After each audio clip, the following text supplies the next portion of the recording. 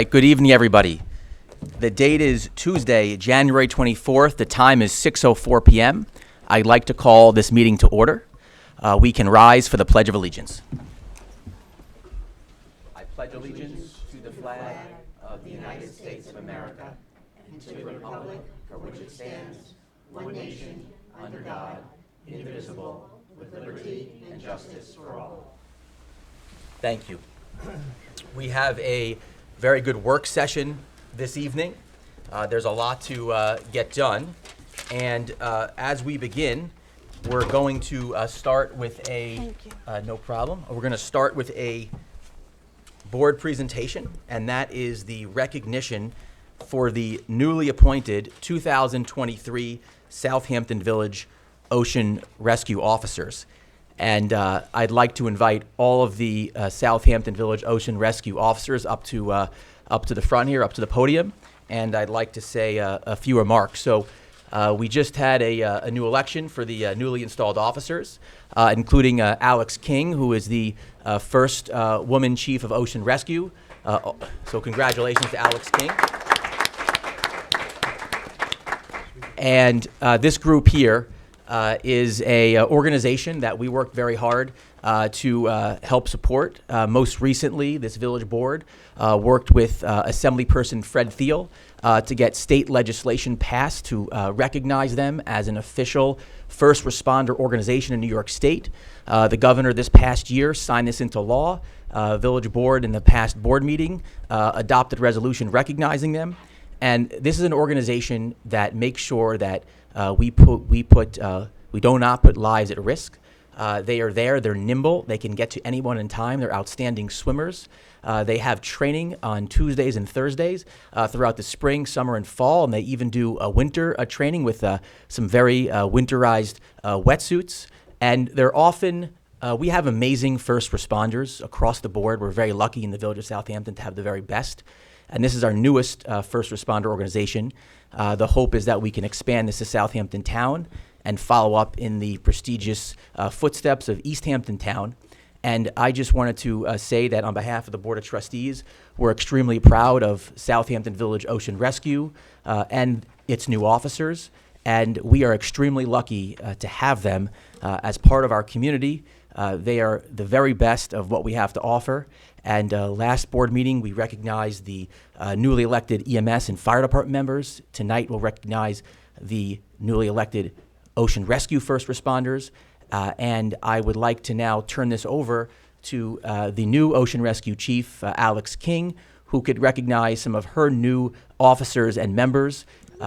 And she could say a few words for us. And thank you very much to all of Ocean Rescue. And I know how hard they train, because from time to time, I will come out and try to swim with them and try to keep up. And I know it's a lot tougher than it looks. So I'll turn this over to Alex, and she could recognize by name their officers and members. Hi, I'm Alex King. I'm Chief of Southampton Village Ocean Rescue. And Josh Bellery is the first Assistant Chief.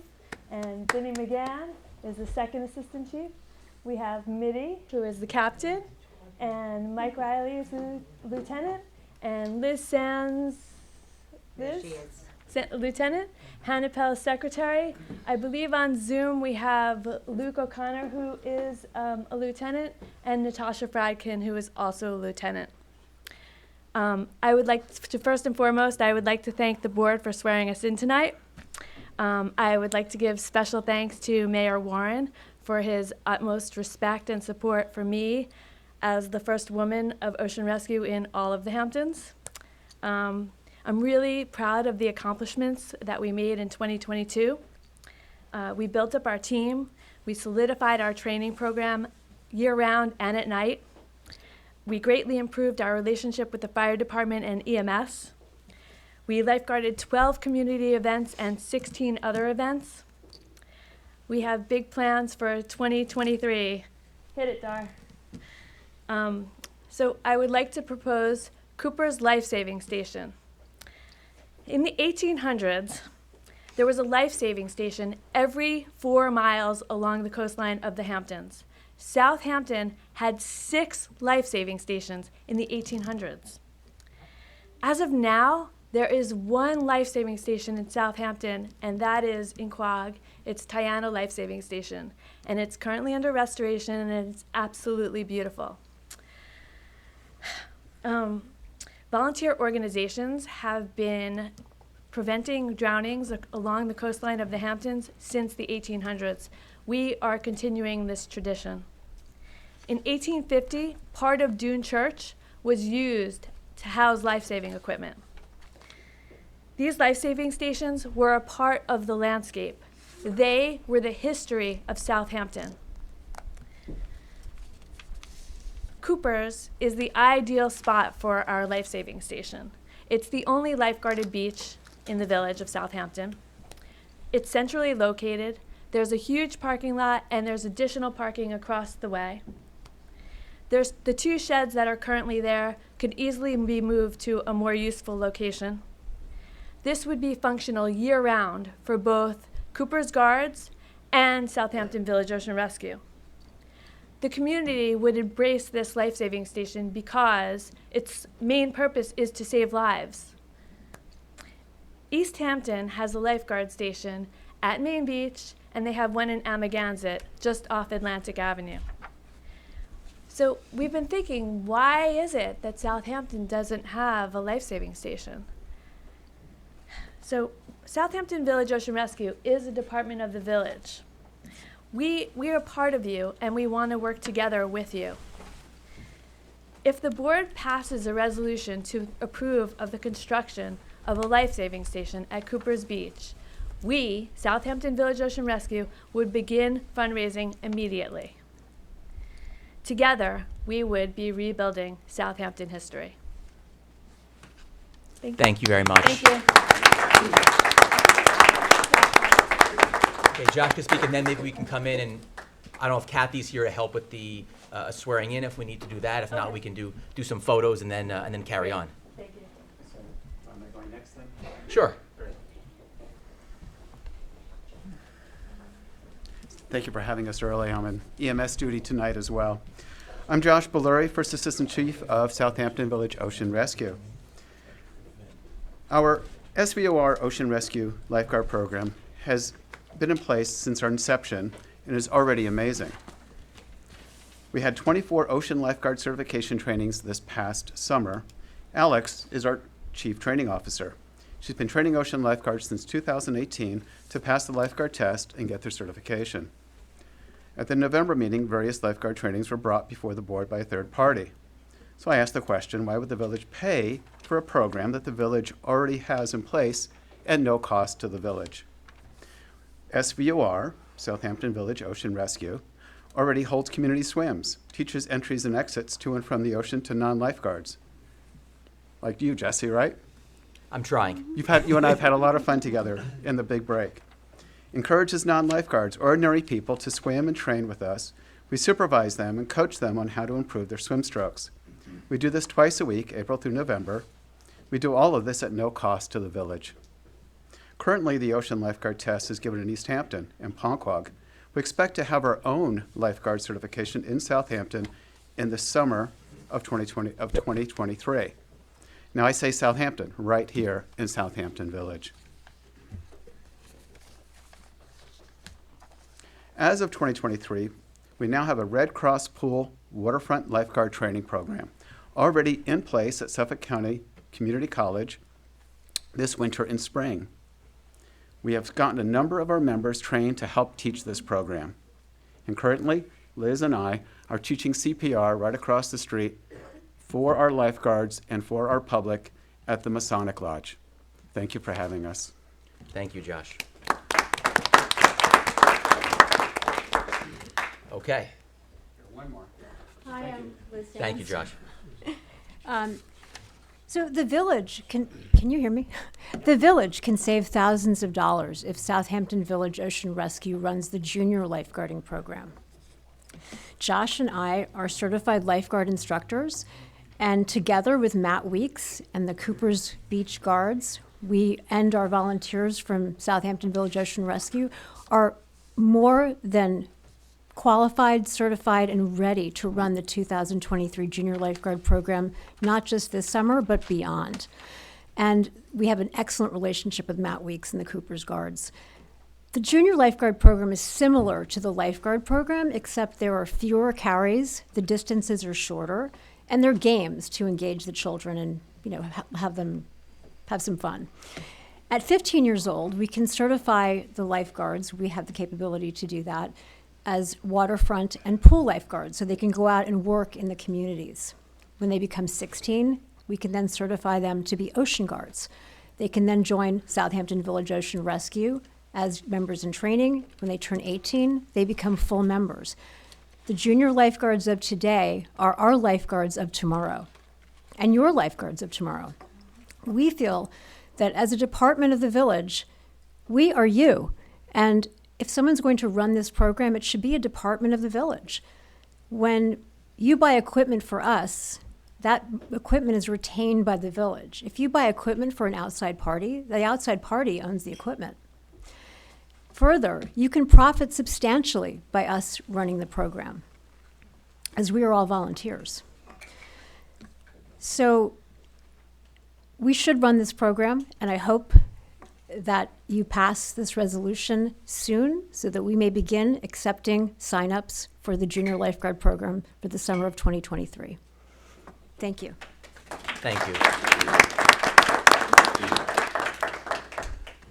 So can we have everybody, maybe Alex, can we have everyone come up and we can do a swearing in or take some community photos? And by the way, I wanted to also just thank Josh, because not only is he a member of Southampton Village Ocean Rescue, but he's also a member of our EMS, and there isn't a emergency call that exists that Josh doesn't want to respond to. And he's really, every member of Ocean Rescue is really what we epitomize our community, but Josh really is truly a special person who goes above and beyond, often doesn't get a lot of recognition. And so I think I just wanted to thank Josh tonight, because he's involved in really every emergency service organization and puts his own life at risk routinely to help others. So Josh doesn't get a lot of credit, but I wanted to acknowledge Josh. Doesn't come down. So when I was giving my list, I left out Lieutenant Beardsley Woman. I apologize. Sorry.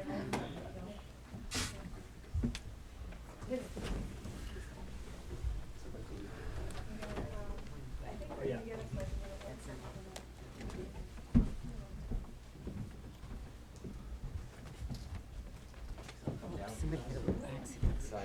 I know.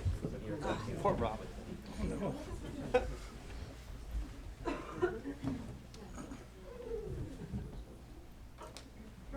Are you guys still going? One guy. Here, I'll get that.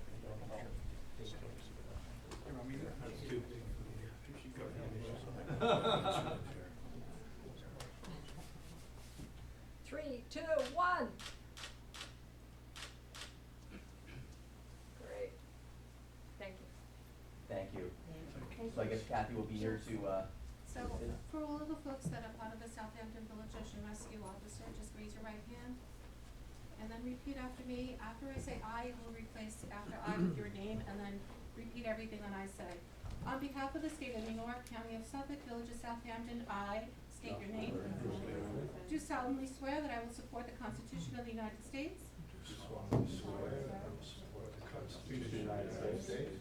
And the Constitution of the State of New York. And that I will faithfully discharge the duties of, and then state whatever your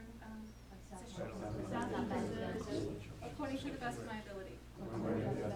You're sworn in. After you're all done, come and see me and you can sign the book.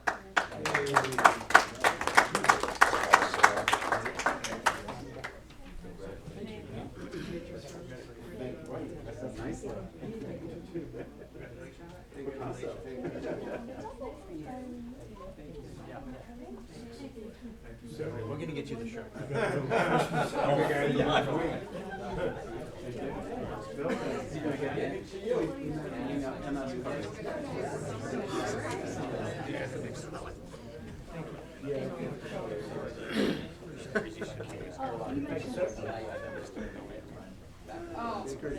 Good. Thank you. So anyway, thanks again. Patrick. Okay. Thanks again, guys.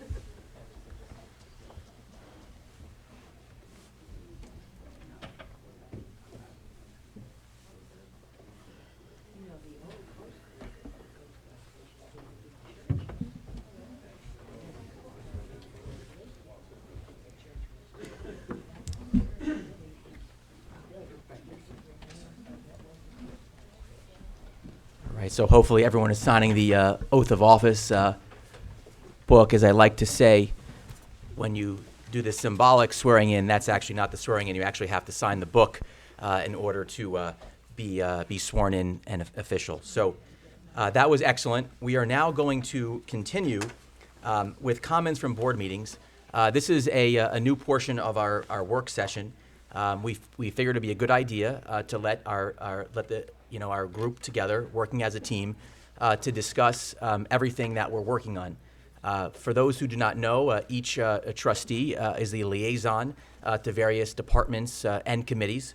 So I think now is a good opportunity to turn this over to each individual liaison to discuss what they are working on. And also, I would just encourage everybody to keep the comments positive and constructive.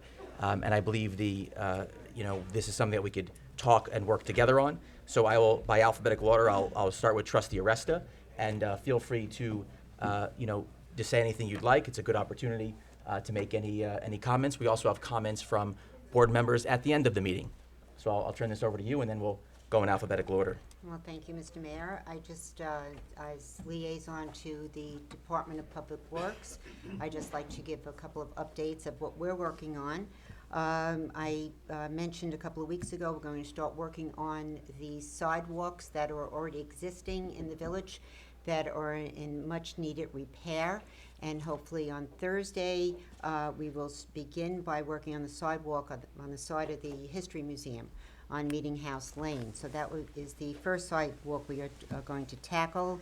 And then after that, there will be some other work done on Hill Street, on the sidewalks, the existing sidewalks on Hill Street. I'm very happy to announce that the Big Bellies, the solar-powered trash system that I've been talking about for over a year now, have arrived. They are actually at on Willow Street, so I'm very happy. And Steve Phillips, our acting superintendent of Public Works, together with his crew, we're getting a map and plan together, and that's going to be rolled out within the next couple of weeks. And also at that time, we'll invite all the high school students over as well that kind of pushed me in the beginning when I first became a trustee to get this done.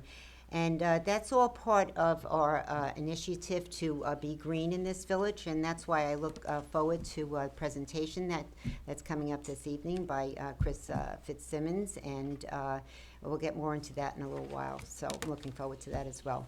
Thank you. Thank you, Trustee Aresta. Trustee Brown. Good evening, everyone. One of my responsibilities is as safety liaison. I'm happy to announce that our drones have arrived. They will be used underneath the guidance of our police officers that are trained, and also eventually they will be training for our employees that are at Cooper's Beach. The importance of that, as we know, is making sure that we can use technology as opposed to just binoculars as far as Cooper's Beach for any shark viewing. And I'm happy to say that that has arrived. Happy to say that the training we will have additional trainings with our police officers as well. And a little thing that I was happy that Captain Hertel is pleased to join me in with working is becoming the motor carrier safety inspectors will be coming out. And pretty much what that is saying is that our officers will be certified so that we can make sure that the right vehicles, commercial vehicles, are properly inspected, so on and so forth, on the roads that they're supposed to be on, and that will also assist in the traffic. So I want to thank you so very much. Again, I want to thank everyone's participation, because here with the village, we do care about the total person. We had a successful time with our Day of Wellness and our partner with Southampton Arts Center, as well as Cornell, that had the chance to come in with doctors, that our employees were able to speak with a doctor, have a little time of meditation, and start the year off well. So thank you. Thank you, Trustee Brown. Great job on the drones, and thank you very much, Trustee Aresta. Trustee Manger. So in overseeing the building department, we've had a very busy year, and I'm happy to report that actually we are $200,000 ahead of where we were at this time last time in fees coming into the village. So the changes in fees are having an effect, and again, it's helping to augment the costs running that office, which has a very busy workload. I would also like to add that I have secured the donation of new trash cans for all of our village beaches from a donor. And there was a sample that was brought into the village this past week. It's actually over at the parks at the barn right now, and those will be able to be put out at the village beaches this summer. Again, and that's a donation, so that will not cost the taxpayers. I wanted to say I'm also working with Trustee Brown on the senior committee and revitalizing that. I've been in contact with Judy Johnson, and we have quite a few people that are interested in again volunteering to be on that committee. I think I mentioned at the last meeting that there will be a Valentine's Day tea and maybe a movie, maybe Casablanca, at St. John's Church on South Main Street on February 14th.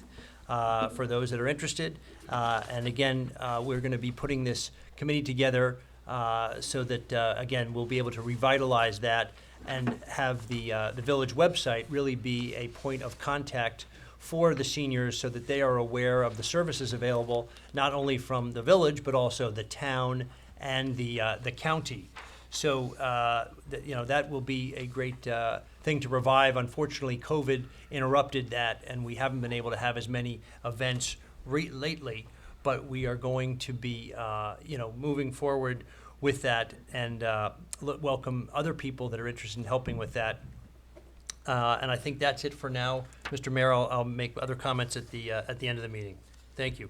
All right, thank you, Trustee Manger. Nice work on the trash cans and the work with seniors. Trustee Stevenson. Thank you, Mayor. At the last meeting, we welcomed the new officers of the Southampton Village Fire Department and the volunteer ambulance department, of which I am the trustee liaison. And I said how much I appreciated the work those departments do to keep all of us in the village safe, and the outstanding job they do in terms of providing the highest level of service. And they're all volunteers, and it's amazing how they do this job for us out of their community spirit. And just again, well, I thanked them last meeting. I can't thank them enough. Take the opportunity to thank them again. Chief Kyle of the ambulance service and Chief Manny of the fire department will do a wonderful job leading our both of their agencies. Trustee Manger and I have been doing quite a bit of work on the contract with the Southampton Fire District. We, as you know, provide fire services to the district. That relationship with the district had become a little bit difficult over the years, and Trustee Manger and I have done our best to try and mend some of the issues that had been hindering the relationship. And I look forward to hopefully coming to a successful execution of a contract between the village and the fire district in the very near future. Soon we'll be moving into the 2023-24 fiscal year budgeting for the fire and ambulance departments. Again, keeping a sharp eye on costs. Everything is going up quite rapidly, but everybody in those departments keeps their eye on the bottom line and tries to do the best they can to provide the highest level of service which everyone in the village deserves for the least amount of cost. So looking forward to working with Budget and Finance Committee and developing lean but effective budgets for those departments. Thank you very much. Thank you, Trustee Stevenson, and thank you to the board for all of your good work. And I'm looking forward to hearing a bit more from Bob Hand, who's the head of our building maintenance department, Steve Phillips, who's our new head of DPW, and Trustee Aresta about Johnson Controls, an organization that we connected with through the Suffolk County Village Officials Association. I saw Dar Riley here taking photos of ocean rescue. Dar Riley, as we know, is very involved with climate action, and Johnson Controls is an engineering firm that's going to help retrofit and improve village buildings to make them more energy efficient so that we can both save money and be more environmentally and carbon drawdown focus. So that's very exciting. So thank you for the good work, Trustee Aresta. Wanted to give a special mention to Judy Johnson, who's here tonight, who really helps out with the senior committee. So good job, Judy. Thank you very much. And we're looking forward to this meeting. We're going to have a board presentation in just a moment from BFJ Planning regarding the Arts and Culture District, and later on I'll make a quick discussion regarding two things. First, the Southampton Village Center Plan. This was a 2013 plan done under leadership of then Planning Commissioner C-Mac Sammy, and this is something that was a very good plan done in 2013, but in order to keep up with the changing times and with our vision for the village, it could make sense to update this 2013 plan. We'll go through this in just a bit. And then also I was hoping to speak in the discussion work session with the board about the comprehensive master plan as it relates to workforce housing and using our office districts as a way to get more workforce housing using the New York State Long Island workforce housing law. So that's another exciting thing we have tonight. But again, good job to the trustees. Thank you very much. Because this is a work session, we do not have public comment tonight, so we'll be moving to the next portion of our meeting, which is the board presentation. Charles, do we have a BFJ on the line right now? Are they there? I don't think, Jesse, they were going to be on. Okay. They sent the proposals to us, and we're going to have a vote later to appropriate funds for them to do not only the overlay district, but also the workforce housing in the office district you just spoke about. All right. Maybe Patrick, thank you for that, Trustee Manger. If you don't mind, just if you've got Noah's number, maybe you can reach out to him. If we can get him on later, that's great. If not, we've already had a preliminary presentation on the Arts and Culture District.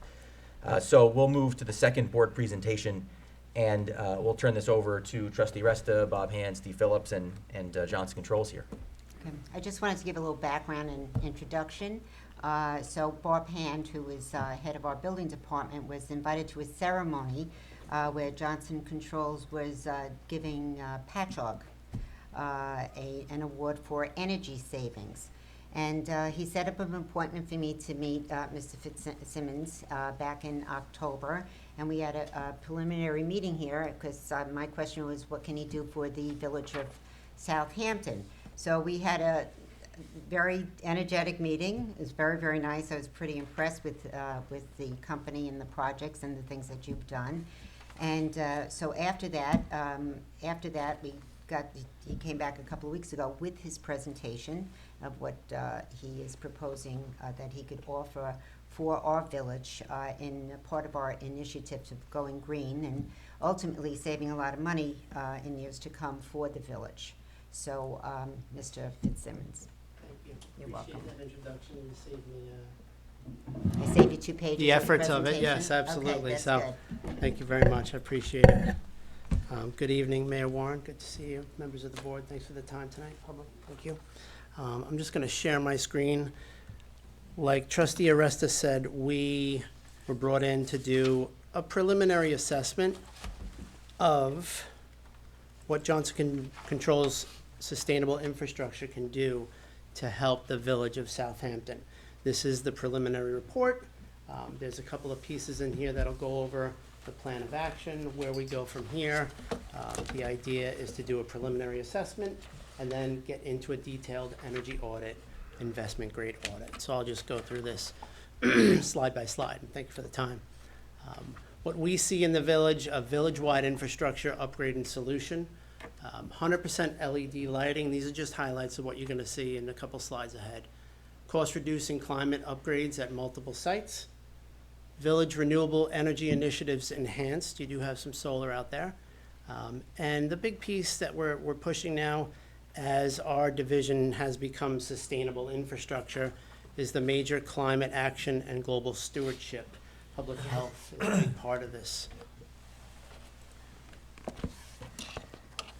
The agenda, we do a safety moment in every one of our presentations, Johnson Controls. It's mandatory. Integrity moment, just who we are, our local team, the goals, feasibility results, the path of procurement, our sustainability partners local, like Patchogue, like Trustee Aresta said, advantages we see, big advantages for the village, and critical milestones to help us kind of keep cadence. Our safety moment is ride sharing. This is general for everybody. When you do ride sharing, we all do it now. Just make sure, request your ride inside a building, get in the right car, be a backseat rider, make sure you see where you're going, don't trust the driver. Buckle up, of course. Share your trip details with a friend. You can do that right from the app. Protect your personal information and follow your intuition. If it doesn't feel right, say, hey, can you pull over and get out? That's the safety moment. Thank you for listening. Integrity is a big part of Johnson Controls and my team locally, globally, nationally. This jumbled word puzzle right here represents who we are and what we strive for. We partner with villages to help them. We don't come in and take over. We partner with Rob and Steve and the board to make sure our projects follow suit and are tailored. That's one of the biggest words on this slide. Our company is global. Last month actually, I was in Ireland with my family, and our headquarters is in Cork, so I was happy to kind of pass it while I was driving on the wrong side of the road, but it was nice to see it. It was, you know, you see pictures of it, but it was nice to visit that area. It was a great trip with the family, but Energy Solutions, we have local service divisions, Johnson Controls, a lot of people know who we are, so our Sustainable Infrastructure Division is where I sit and where we have our initiatives. Our local team, over 140 years of integrity and performance. These are my sales manager, myself, my development engineers. When we get into the project development, this team becomes your team, and we develop the project that suits your needs. The goals that we kind of came up with at our first meeting, renew and support village sustainability resiliency initiatives. That's at the top of the list because that's a big piece of it. Renewable energy, public health, reduce utility and operational costs, address deferred maintenance costs and long procurement delays. It's good to have needs. It's tough to find contractors. We kind of reduce those procurement delays. Leverage utility incentives and rebates. We have a whole division. We do all of that paperwork for you. Modernize building systems and aging infrastructure. Can I just interject something? Of course, yeah. About the LED lights? Can you explain? That was news to me. Sure. About the LED lights where you have Absolutely. to. Yep. If you could explain, because I think that addresses that, the initiatives, rebates, and grants. Of course, yeah. So, street lighting, you change a street light out, and the wattage is lower. It doesn't automatically work. You have to report it to the utility. If it's not reported, you continually get charged the same amount. That's a big piece of the initiative. We'll change the lights, and any reporting that hasn't been done, we also cover that for you. So a later slide, there's some street lighting stuff, but that's a big piece of it. Those utility incentives, you kind of got to know how to get them. They don't automatically happen. Good? Thank you. Thank you. And with our timeline, we see, you know, going through the detailed energy audit, investment grade audit, putting a project together for you guys and implementing sometime in the spring, summer mostly. Those projects take about 12 to 14 months. Everything I show you, you have a matrix in front of you. That's what's going to be done. We saw a lot of LED lighting already completed, visual here, but some that still needs to be done in certain facilities. The LED street lighting and exterior LED upgrade, we spoke about the rebates and also the savings that has to be reported, but you have some Cobra heads, you have post tops and exterior lights, 100% LED. We're going to do a detailed audit, GIS mapping of your street lights. Bob would love that. Kind of dial it in a little bit.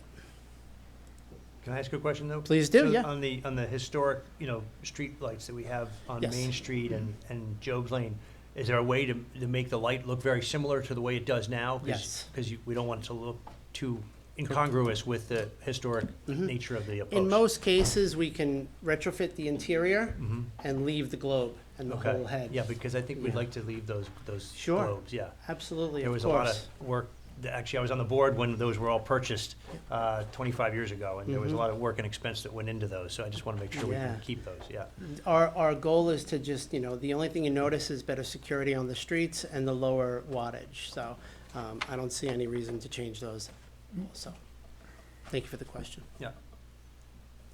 Temperature controls throughout all the facilities, a dashboard where you can see what's happening, where the heat is, if there's an outage, it gets reported, full temperature controls. I used that yesterday. Yeah. I used that. Very important. Weatherization, envelope improvements at Andrews Firehouse, the roof, this is a picture of it. There is zero insulation, so any kind of climate control is going right up and out. So that's a big piece of the investigation. You can see air infiltration, exfiltration in certain doors. Renewable energy, this is just a rendering of the firehouse where we put solar panels on one side. This is one spot where we're going to explore for renewable energy. There's a lot of places out there for you guys to decide where you want it, how you want it to be, public-wise, aesthetically, it's important. So, again, not like you said with the streetlights, it's up to you guys what happens here. On the left is a solar carport that is sitting in Patchogue right now. That's an actual picture of the array. It covers cars, there's lights underneath. It's a great piece of the infrastructure over there now. That's where we met and had our Pioneer Celebration Award for Mayor Palmieri. We see this maybe in some spots. We'll do renderings, show you guys what it looks like and the effects, financially and how much it will generate. And when you say that, how much it will generate, does the cost of that compensate for what it costs you? For instance, if we did something like that out here, would it pay for the energy in this building? Yes. Okay. Yeah. If we do I always get backwards here. A carport, we can pipe it right in and zero out this facility. Zero, yeah. So this is the facility improvement matrix. Facility improvement measures are where the X's are. On the left are the measures themselves. The X's are where, and along the top are the facilities.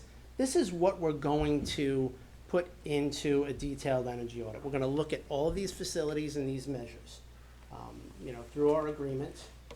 If something else comes up and we're like, hey, we forgot that, we're not going to say, no, we're not looking at it. If it's going to benefit the project and the initiatives, we'll definitely put it in, of course.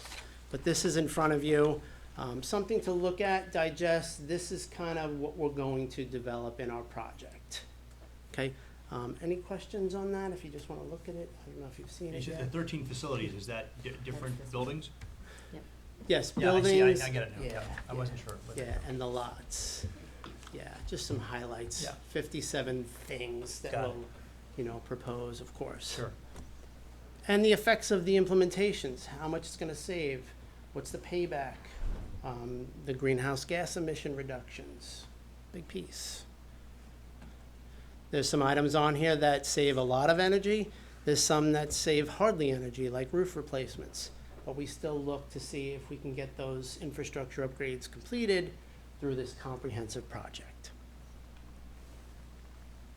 This is a video we put together for the Village of Patchogue.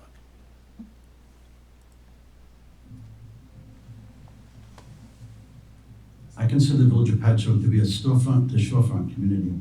They're a family, and you don't really get that in many places, many municipalities. This village is special. The village of Patchogue is truly a role model in Long Island, and quite frankly, in the entire state of New York. I am the mayor of the Village of Patchogue. I've been the mayor now going on 18 years. The role of the mayor is really to take care of the community, to take care of today's issues, to solve yesterday's problems, but really, more importantly, to bring the community forward into the future. Municipal leaders are realizing that many of their buildings need upgrades in order to meet those commitments for either sustainability goals or net zero carbon emission goals. And so we're seeing a lot of municipal leaders reimagining their spaces and places within their municipal footprints. We've talked about these things, and we've kind of dreamed about being able to do it. We've put together financial plans to do it, and without the expertise to understand how that cost is spread over time, you don't typically do it, because it becomes a financial burden for the future that you're not sure. Municipalities are looking to us, Johnson Controls, to solve those initiatives, to find ways to reach those goals. The solutions the Village of Patchogue worked with Johnson Controls in order to install firmly put them in a future-focused position. Charging stations and solar power and new boilers and reduction of fossil fuel, a water conservation apparatus here in the theater, all cleaner energy and obviously cost reducing. Johnson Controls does everything. They're gonna do it all. Johnson Controls has been there every step of the way. The lights that they're putting in provides far more luminescence than the lights that we had. And then we're also assured that every light is working, where that wasn't always the case before. We are using less kilowatt hours. We're doing things now that, had we not done them now, they'd come up as major problems going forward. The plan is to save over $8 million in energy costs. They're able to take those savings, that energy equity, and pour it back into the community. I believe that our local team was woven so deeply into the leadership of the Village of Patchogue. The collaboration between Johnson Controls and the Village of Patchogue has been amazing. The entire village team was there. The mayor was at every meeting to make sure that the message was clear. I would love to see this project be a best practice for the rest of our employees and showcase to other municipal governments. We've left a mark here that regardless of how green energy changes in the future, the foundation is here and it can be built upon. It adds a certain cachet. People come to your village and they see that and they say, wow, Patchogue cares. Patchogue cares about what happens to the environment.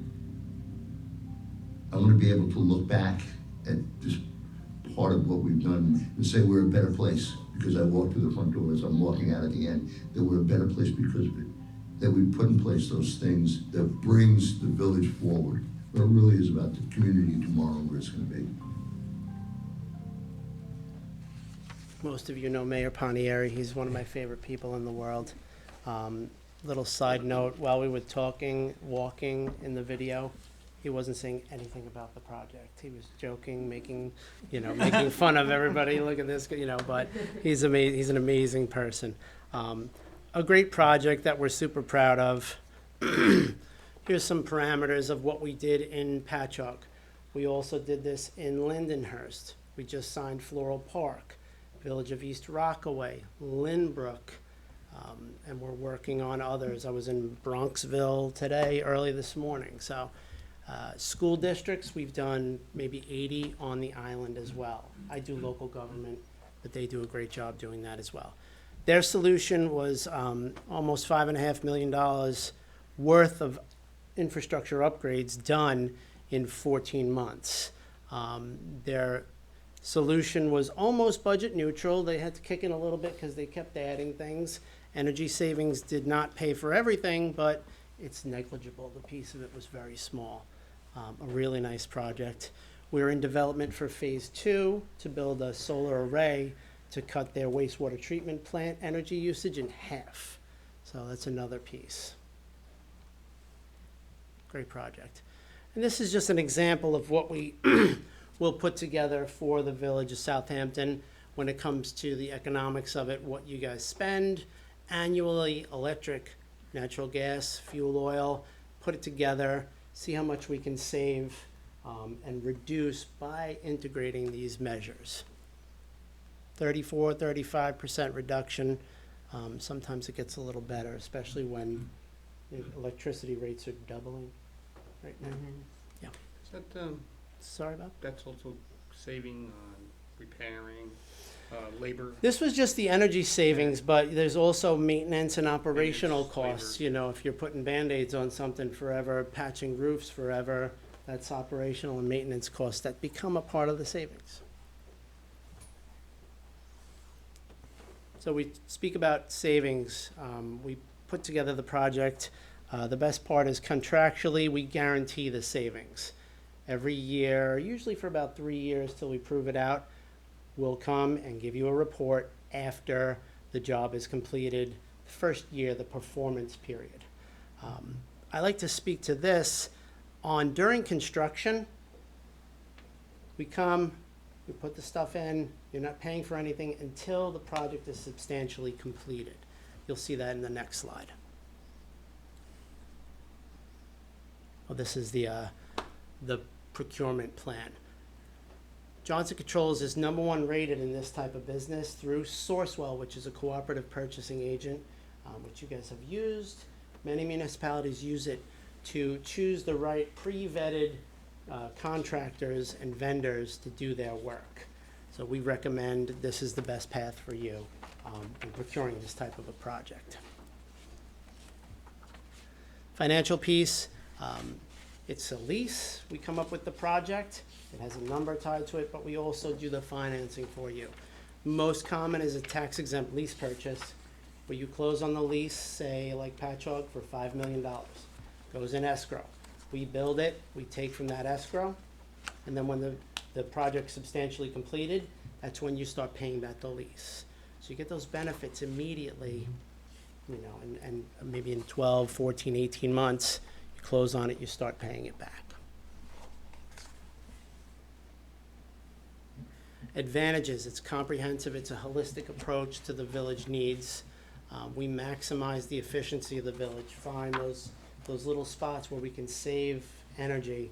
It might be a dehumidifier in the records room here that might be running too much, killing the usage. We dig deep. Address deferred maintenance and immediate needs. That speaks for itself. Local economic benefits. We use local contractors. If you guys want us to vet them out, we will. We have a pretty good pool of subcontractors that do this for us in the schools, in the local governments, you know, on the island, but we're happy to speak with anybody to keep it local. Improve the comfort and heating of the facilities, expedite those project timelines, and the full project management. When we install it, we have a construction manager on site every day who's here with the contractors, the subs, working with Steve and Bob and whoever else wants to, you know, be out in the field. We welcome it, but it's a dedicated staff. It's reporting, safety, all the OSHA guidelines. We're covered. Here's where we are right now. The preliminary analysis is done. That's what I just showed. It is in front of you. Next step is the project development agreement, where you guys agree to have us come in contractually and we start our development. It should take maybe about 4 to 5 months till we come to you and say, hey, here's what we came up with. It's not going to be a surprise. Most of you will be involved. Where are we? We come to you with a project we build together. And that's where we are. Any questions while I'm here? Of course, I'm happy to answer. Excellent, thank you. Any additional questions from the board? No. No, I'm good. I went through this twice, so I. Great. Chris. Thank you. Thank you, Chris. I just thank you for, you know. Of course, yeah. And allow me to thank Steve and Bob and Charlene Right. and yourself and Yeah. everybody for the time tonight and the help, and look forward to taking next steps. Does PSG have a contract out on you? What's that? Does PSG have a contract out on you? No. You know what? They need to get this done because they don't want to build another power plant. So thank you, everybody. Appreciate the time. Thank you. Chris, one quick question, hopefully you can answer this in a very brief period of time. Could you just revisit one more time about the financing of this, and what typical financing options are? Sure. So we do the financing, and that means we'll put out an RFP, say, hey, Village of Southampton, we put a project together, here are the parameters, and we want people to come back and give us, you know, a response. Banks like Bank of America, Sterling, I forget what they're called now, and other banks will respond to that RFP with the parameters. You guys choose who you want to use.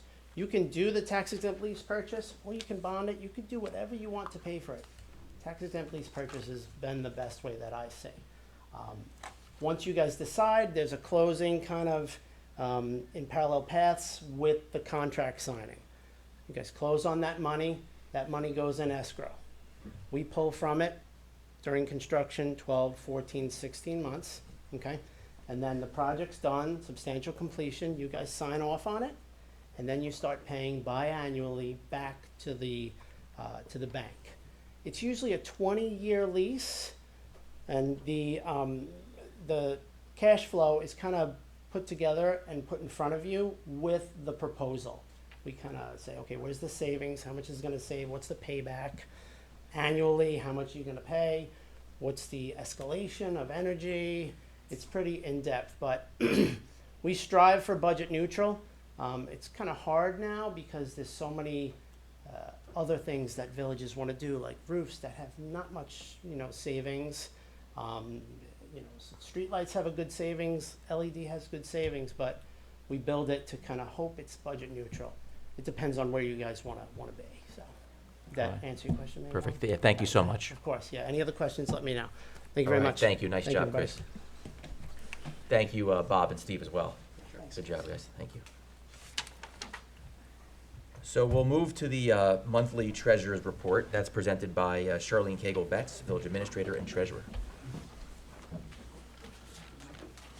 Thank you, Mayor. So, financial results as of January 15th. Revenues, our adopted budget, which is $33.1 million. We have received about 33.8 at this point in time in collections. The major revenue drivers that are outperforming budget, building permit revenue, we have 1.52 budgeted. We've brought in 1.7 so far this year.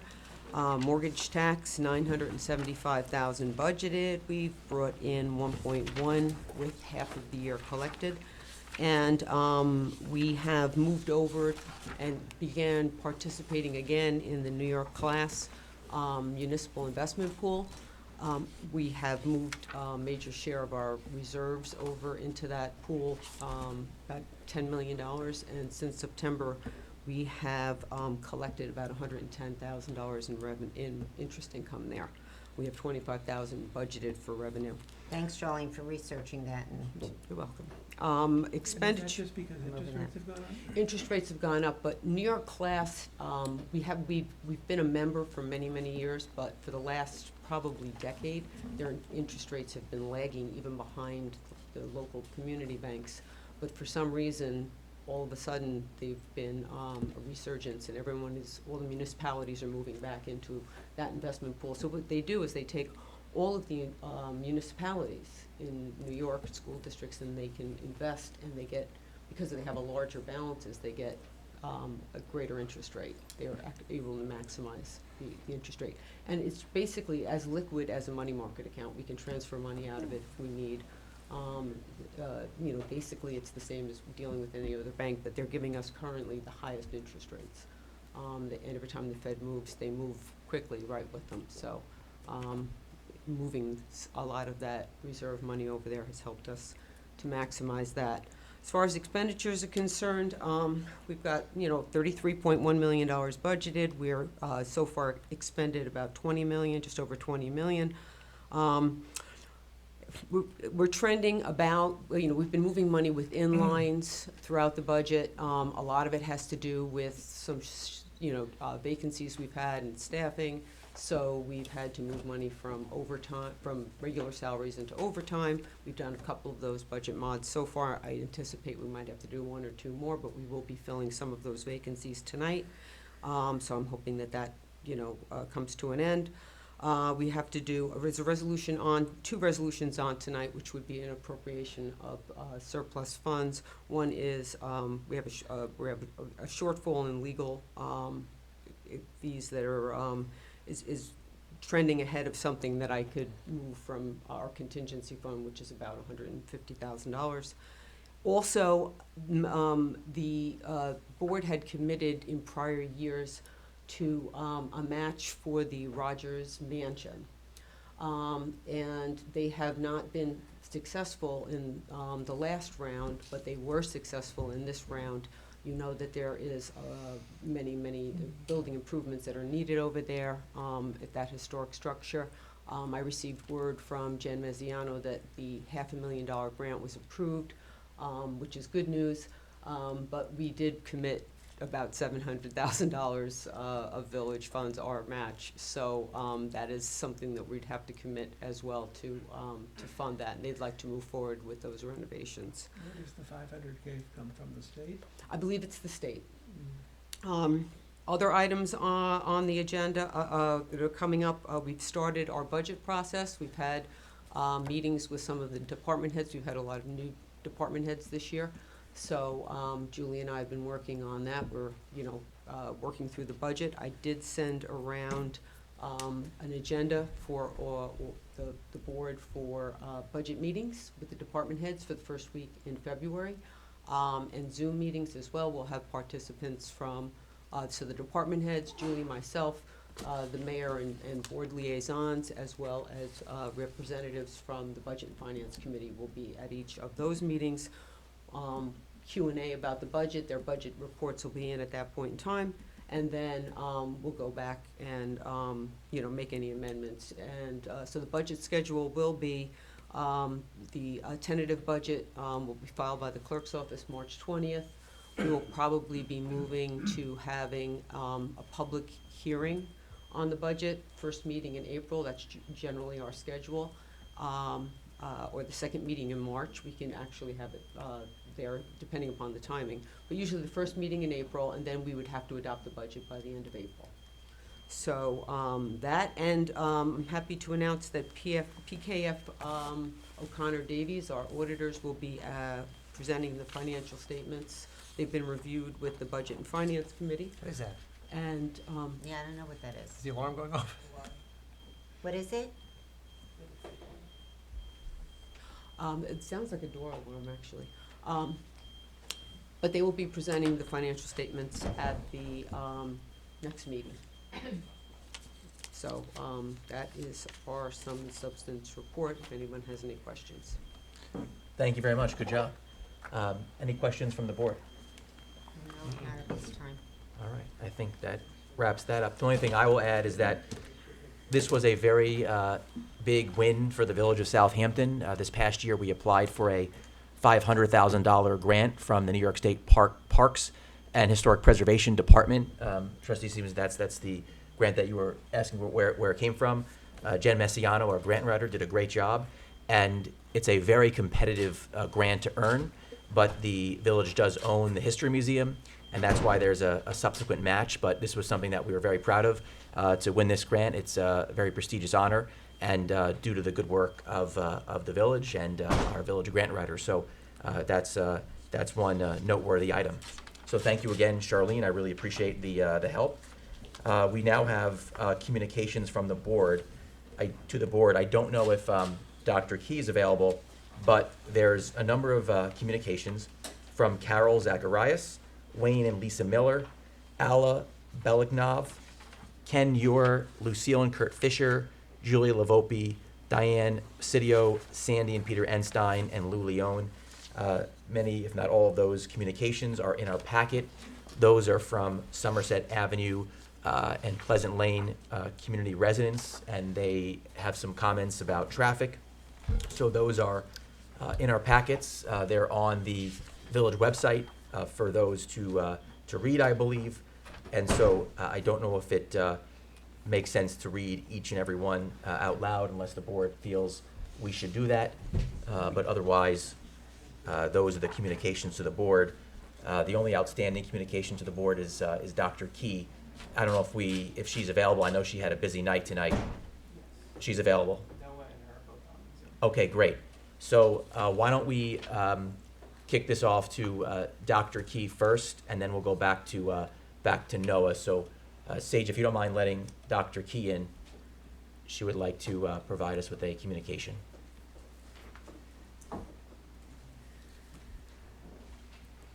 Thank you again.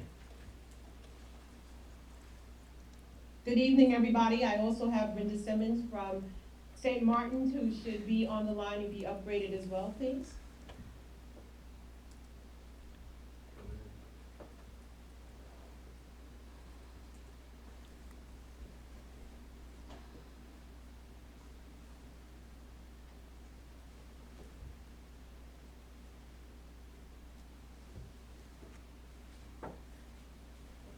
Hello, everybody. Hey, Brenda. Hello, Brenda.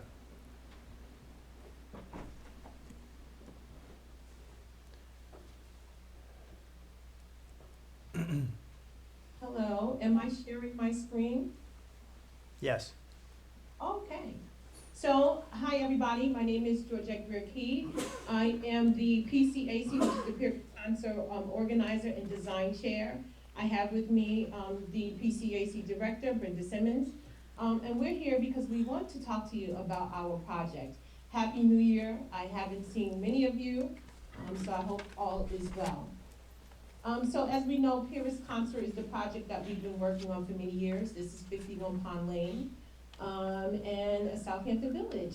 And this was his homestead. So we understand that this property is very significant. And when we talk about a testament to Northern slavery and resilience of African Americans in our country, we have to highlight Paris Concert as one of the cultural ambassadors of our time. So this property dates back to his grandparents, which is very rare, as you've heard me say before.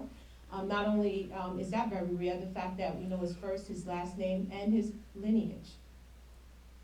So when we think about Paris Concert, he has done so much.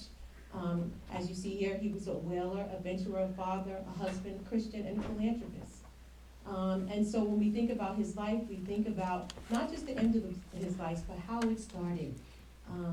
And how he survived slavery on the East End. And so in this current time where we are, where we have issues of books and history being rewritten and burned or omitted, we have a great opportunity for us to highlight this Southampton resident, this Southampton ambassador to culture.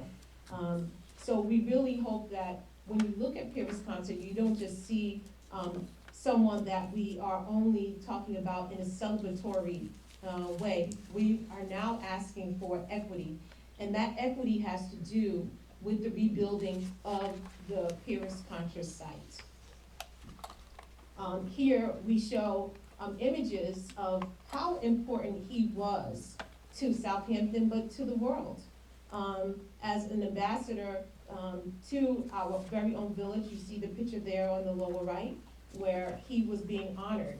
I don't have my pointer, but you see here that he's on this boat and he's being honored in the village of Southampton, but yet we don't have a befitting memorial to his life. So we want to make sure that we start to remember who he was and that we continue to lift him up.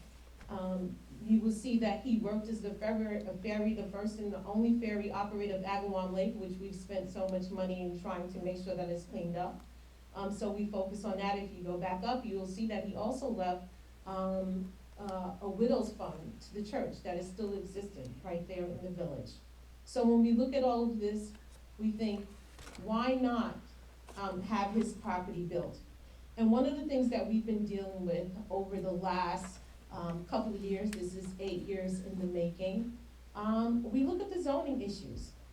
If we go back and as everybody wants to move forward in the new year, we think about all of the tragedies that happened with this property. That one, it was in a historic district, but it wasn't given the treatment that it should have been given, and it was torn down. And so what we've been trying to do is correct the wrong. And correct the wrong that everybody's history, especially someone contributing to such a great history like the one here, they deserve an opportunity for their history to be told. And told in a way where it's accessible, told in a way where it's in the built environment, told in a way where it is substance and it is visceral, that we can attend it, we can feel it, we can smell it, we can hear it, and we can understand it. And that's what the design process of this project has been. When looking at the municipal codes that have been prohibitive to this project, I go back to what has been done around the state. And just to preference who I am, I'm a preservationist, an artist, and a historian. So I have many duties around the state. I sit on the Preservation League of New York State. I also sit on the board of the Museum Association of New York State. With that being said, I have looked across the state to see examples of how do we meet the best of the public interest. And so with doing that, looking at how government immunity for zoning has been used as a tool to reach this goal. And I don't think that the village is immune from looking at this law, because what it does, it affords us the opportunity to, one, right a wrong, and two, to really benefit the greater public. And so that's why I want to discuss this governmental immunity zoning. So in looking at how you determine if a government unit should be thinking about this, these are the 9 guiding principles, and I presented this document to the trustees, and it should be in the official record. I sent it over to Ms. Sweeney this afternoon. And so in thinking about making projects of the government immune, here are the 9 things that you should consider. The nature and scope, of the instrumentality of seeking the immunity, the encroachment government's legislative grant of authority, the kind of function and land use involved, the effective local land use regulation would have upon the existing concern, alternative locations for the facility and less restrictive zoning areas, the impact upon legitimate local interests, alternative methods of providing the proposed improvement, the extent of public interest to be served by the improvements, and the intergovernmental participation in the project development process and opportunity to be heard. What I will say is that every single one of the criteria that I have just spoken to your hearing has been the guiding light for the project. And so we're not just merely talking about a design that will look good, a building that will look good, but we're talking about all of these things. The fact that this is for the greater good of the community. The fact that the design and the design team, some of the very best design architects, traffic study, etc., have been a part of this process under the guise of the village. And not just the village. We know that this property is an intermunicipal government project, and it is owned by Southampton Town. They have sanctioned and gave us high marks to approve and go forward with this project. And so we think about that. And then if you go back to the early stages of this, back all those years, 8 years ago, and we look at the number 2, and we talk about the encroaching government's legislative grant of authority, we have to think about when this property was torn down. Initially, there was a denial for certificate of demolishment, but that was turned around. And so when we think about the early inception of this project, it should have gone through many, many years ago, because the investment and kind of what they say, the skin in the game, came from the greater community. And when I say it came from the greater community, it came from our outcry that we so much was against the demolition of this process, and we kept going to the 11th hour. And the town of Southampton saved this project by purchasing the land back for $4 million, and have ever since still has committed to this process, to this property, and to the community an additional $1 million. We have spoken to various state organizations as well that have extended their hand and their professional opinion to this process and property in the project, and we think that this will be balancing the public interest if the law to adopt governmental property and project immunity, which is necessary at this point. I also want to bring to your attention that Brenda and I have been steadfast on working on this project, and I'm inviting you all to the Whaling and Cold Spring Museum in Cold Spring Harbor, where we have designed an exhibition.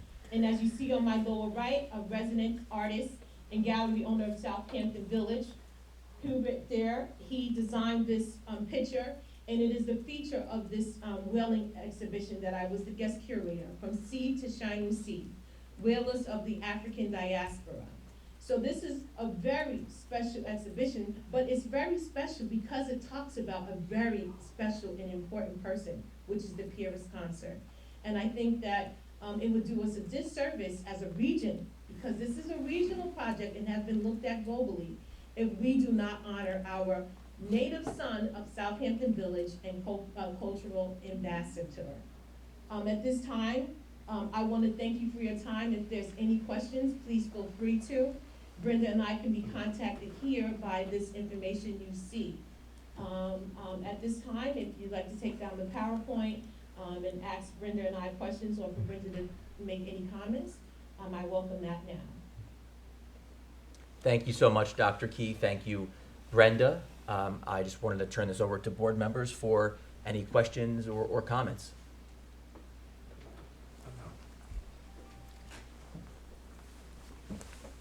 Not at this time. Not at this time. I want to thank you and Brenda for all the hard work that you've done for us, and we hope to be supported towards this project to the end. Thank you. Thank you very much, Trustee Brown. Dr. Key, I had a question for you.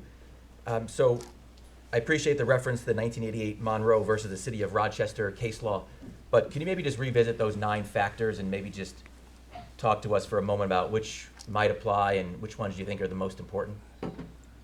Well, actually, I think we've answered most of them. When we think about the nature and the scope of the project and the instrumentality seeking immunity, that's number 1. As we have expressed before, we planned this project where the redesign and redevelopment of it doesn't encroach on any zoning laws that are prohibited to the project. We've gone as far as to have, because we know it's in an environmentally sensitive area, we have a permit by the EPA. This project will do no harm to the environment directly around it and surrounding other arts institutions, which we know is immediate to to my left, maybe your right, and then across the street from it, we see that there is the property of the Agawam Lake and the park there where we have concerts. So when we talk about the nature and the scope of the project, this has been answered because we know what actually happens. We've done traffic studies, we've done sustainability studies on it. And then in terms of number 2, encroachment of government's legislative grant of authority. Well, I discussed this in trying to stay on the positive side of things is the ARB originally denied the certificate for demolition. Unfortunately, it was taken out of their hands and put into the trustees board, who then authorized it. So there is no overstep that has not already happened with the demolition of this project. So it is very much can be put back in the hands of the trustee boards at large, foregoing any of the ARB or ZBA. But we have already complied with just every request of the ZBA. As you know, we've gone before them several times. We've answered every concerns that they've had. We talked about footprint sizes. We've talked about, we've even talked about issues of native grass that could be planted. So we've exhausted number 2. For number 3, the function and the land use involved, we know we exhausted this as well. When there was a discussion about what it would be used for, education or museum. Well, we know that it is a museum. And in this museum will be housed the artifacts from the archaeological dig that was done there, as well as other items that have been given to us. So we already have a collection, and that's the standard for deciding a museum. We already have a collection to go in there. And then when you think about the effect of the local land and regulation, we have not encroached on any regulation that should be exhaustive in the fact that we have designed this according to the code. We have designed this in mind with many comments and many changes made by the ZBA. And so when I look at number 5, this is paramount. Alternative locations for the facility in less restrictive zoning areas. There is no better place for this project to be. This is a place-based project, putting it back in the original place where it should have been standing to date. And as far as restrictive, the only restrictive that I see is that not allowing this process due process. We can't know what we can build until we have the proper format, and we have been not denied the ability to move forward because there was no rendering via the ZBA. And then when we think about the impact of the legitimacy of the interests of the community, you have testimony upon testimony about the legitimate interest that to want to see this be built by the community. And then when we think about number 7, alternative methods of providing the proposed improvement, we have designed this for over 2 different firms. 2 different firms, one firm took it down. We have taken this property up the island to rebuild it in a factory, and it is doable. So we have done that as well. So any improvements that I've done have been minimal in design and scaled back, not to really be seen from the street. When we think about the public interest on these improvements, they have been supportive. We have had, there's always a needle in a haystack somewhere. And so we may have a few people who really have not given this project the time of day because of nothing to do with the design or legitimacy of the property and the person, but more because their personal NIMBY attitude. And I can guarantee you, if you move this project forward, we'll be able to have in a public hearing a lot of residents come and speak for the legitimacy and public interest that will be served by these improvements, which is number 7. Which is number 8. And then the last one, number 9, intergovernmental participation in the project development process and the opportunity to be heard. We have exhausted this project with the village. We have exhausted this project with the ZBA. We have exhausted this project with the town of Southampton. Not only have we exhausted it, we have their sanction. We have their buy-in in the amount of $4.5 million plus another $1 million to come. So as I said, when you're looking at this criteria that has been set before us, we have met each and every one of them. And as Brenda and I always say, this is a project for the village of Southampton. This is a project for regional understanding of northern slavery that you will not find anywhere else on the Northeast. And I will tell you this, and the fact that the property was owned for more generations within African American hands. And not only that, you can see the imprint of Paris Conta all over the village, whether it's in the library where he was born, whether it's the Pelletreau shop, and whether it's the church. He is there. But how is he there? He's there as a subset. He's not there as a contributor and ambassador to American history. And we have the opportunity to change that. Thank you, Dr. Key. Thank you.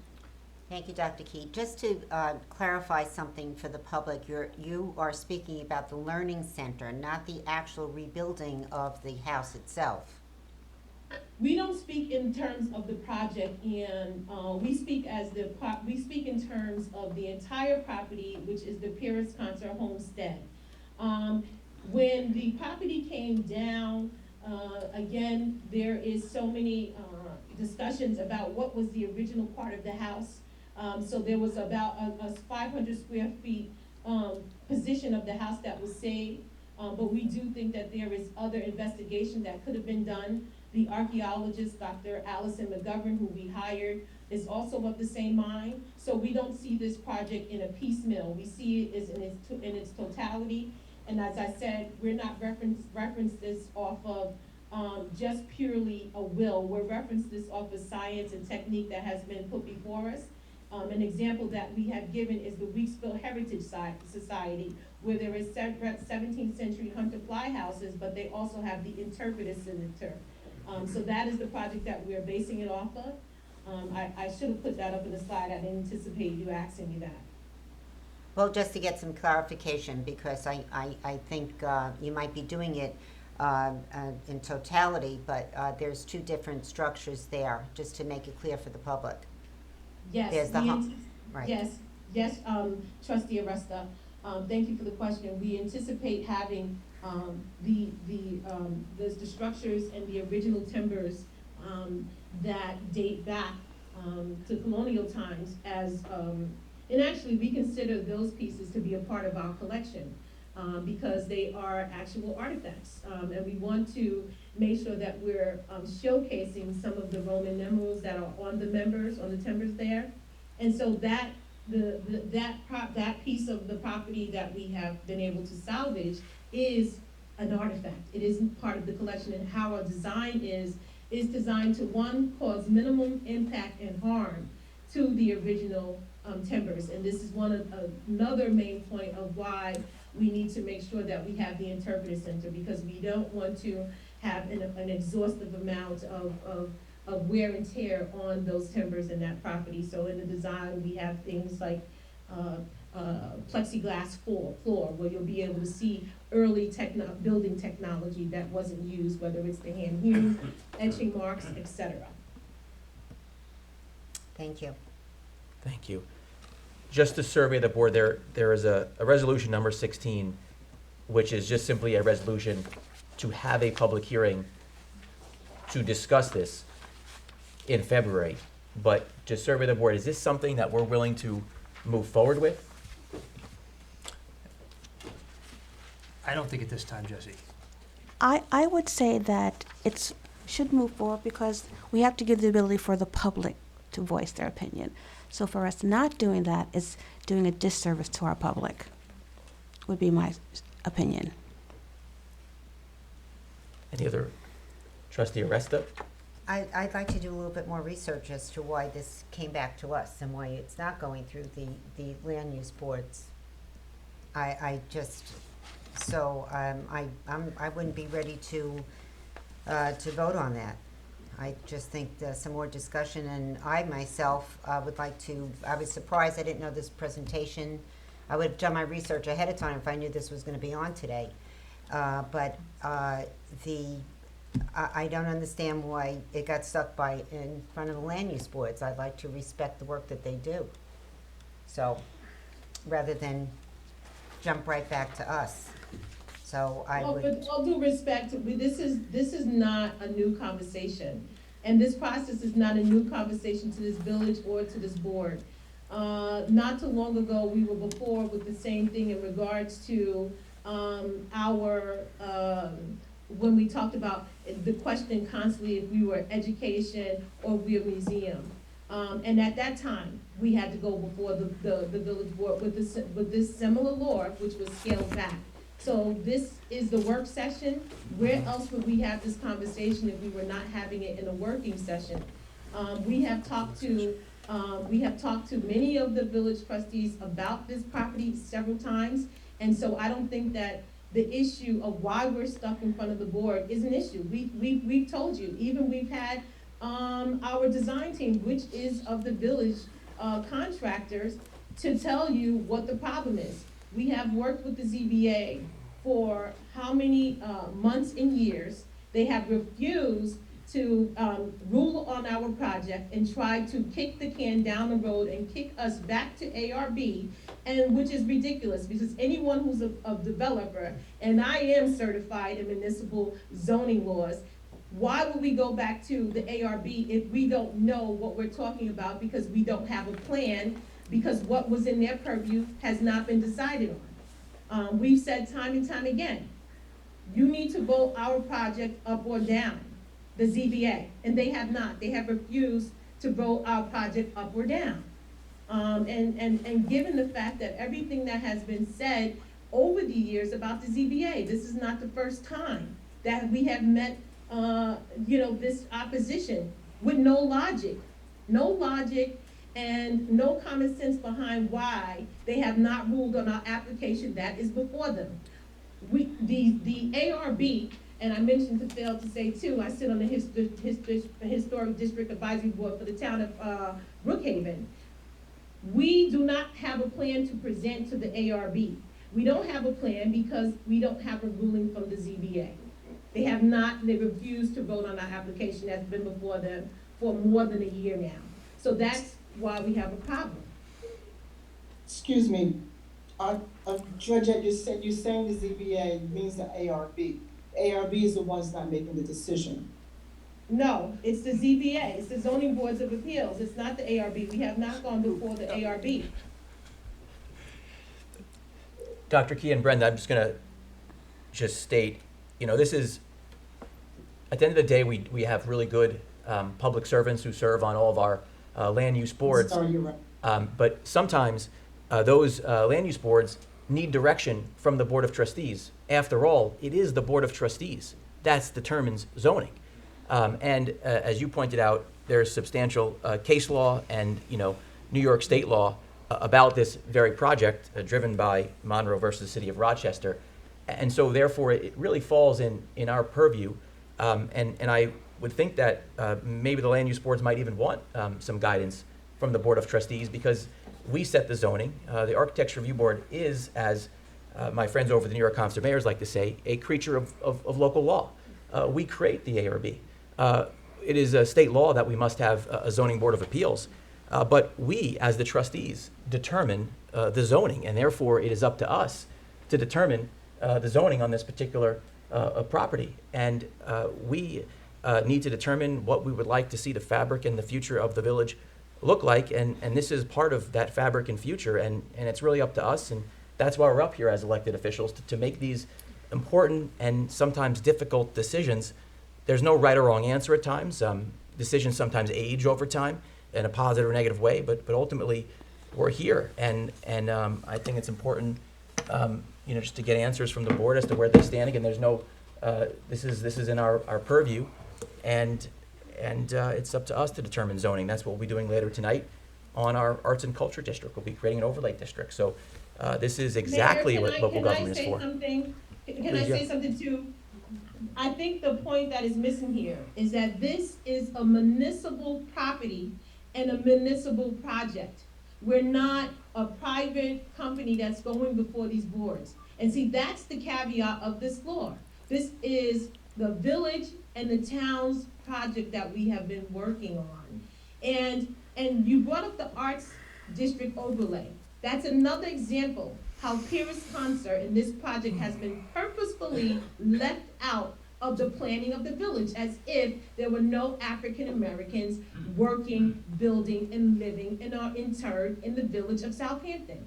We are invisible, and this process is also being designed to further make us invisible. We have been before this board, as you know, several times, and we're not asking for a vote for the project to be built or not. We're asking for a vote on a public hearing to hear what the public people have to say about this law. It's not just the Pyrrhus Concert project that has faced this opposition with no resolve from the Zoning Board of Appeals. There's many projects. And so again, what I would like to press upon is that this is a law for, we're not saying that this is gonna set a precedent for other projects that are private or whatever. This is a municipal project. This is for municipal owned properties. That must be in the forefront of your mind. This is for you. It's not for us, it's for you. And it's for our general public. And they deserve to be heard with the public hearing, to bring out the truth about the project and to stop letting 1% of people make a decision for the development of the village. So I would just add one thing here. Dr. Key, when the Southampton Town Board, and I have the Town Board resolution here from November 9th of 2021, passed a resolution in support of the reconstruction of the Pyrrhus Concert House, they said, and I'll quote from the resolution of the Town Board, whereas the town fully appreciates and respects the separate authority and jurisdiction of the respective village boards who will be reviewing the proposed plans, including the Board of Zoning Appeals and the Planning Board, resolved that the Town Board of the Town of Southampton fully supports the reconstruction of the Pyrrhus Concert House in its original location and the general use of the property for educational purposes in conformance with local regulations. So the Town Board specifically cited in the resolution that they adopted in 2021 that this project would go through the boards in the village, and they specifically cite the Zoning Board and the Planning Board. Well, we can have Jay Snyderman and Fred Spiegel testify before you because they are aware of how we've been stuck in the middle of the road. There has been several, and again, the purpose of that resolution, because you know, we could be really wordsmithy and very humorous with words, but let's put it into context, in the proper content. The purpose for that resolution was specifically to say and guess what? We were asked to go get that resolution from ZBA saying that they overall supported the whole entire property. You could pull out one or two sentences, but that's not the proper content for that resolution. It was specifically saying that we support the project as a whole. And again, don't take my word for it. I implore you to reach out to Supervisor Snyderman and Assembly Member Fred Field, because they are very aware of how the can has been kicked down the road over 8 years. And they support this law as well. And they have been copied on this law. Mr. Mayor, you have put this resolution on Resolution 16, a public hearing regarding the proposal to amend Chapter 116 zoning. What is the proposal? To immune. What is the proposal? Just, are we gonna spot zone the Pierce concert, or are we gonna eviscerate the boards from every municipal project going forward? Spot zoning. And I didn't ask you, Dr. Key, I asked the mayor, I'm sorry, so can I get the mayor? Can I get the mayor to answer? I'll turn this over to. No, Mr. Mayor, I asked you, are you planning, what is your proposal? Are you planning to eviscerate the planning, ZBA and ARB in every village project going forward? Or are you solely interested in granting permission to this particular project? I think it might be better to have our village attorney take this. I'm asking you, Mayor. I You would. appointed every one of these board members. They're your appointments. And now that they don't agree with you, you want to just bypass them? I would argue two things here. First and foremost, this project is actually in the comprehensive master plan, and support for it is in the comprehensive master plan. So we're actually not going to be bypassing any boards. We are going to be following the comprehensive master plan. And as I said earlier, this is a matter, and as said in that resolution, this is a matter of local regulations, and this Board of Trustees gets to work together to create those local regulations for what we believe is best for the village. And so it's really up to us to determine, as a group, as a 5-member board, to get to determine what our zoning is and what the fabric is and what responsibilities the ARB and planning board has. Spot zone this project, is that what you're saying? Because you're not answering Roy's question. I think it would be best to. And you can't have our turn to village- Andrew, no. Mr. Mayor, you got to answer the question. You can't hide behind the attorney. I think this is a valid question that Trustee Stevenson is asking. This is a zoning question. Andrew is the ZBA attorney for multiple ZBAs Well, we across should have Long Jeff Island. Blinkoff here then, And actually. he's also spoken with Jeff Blinkoff, our zoning board attorney, so I think the village attorney who's crafting legislation. And again, this will be written by the board and written by the village attorney, so it's really up to this board. It's not a, so I'll turn it over to Andrew. I think.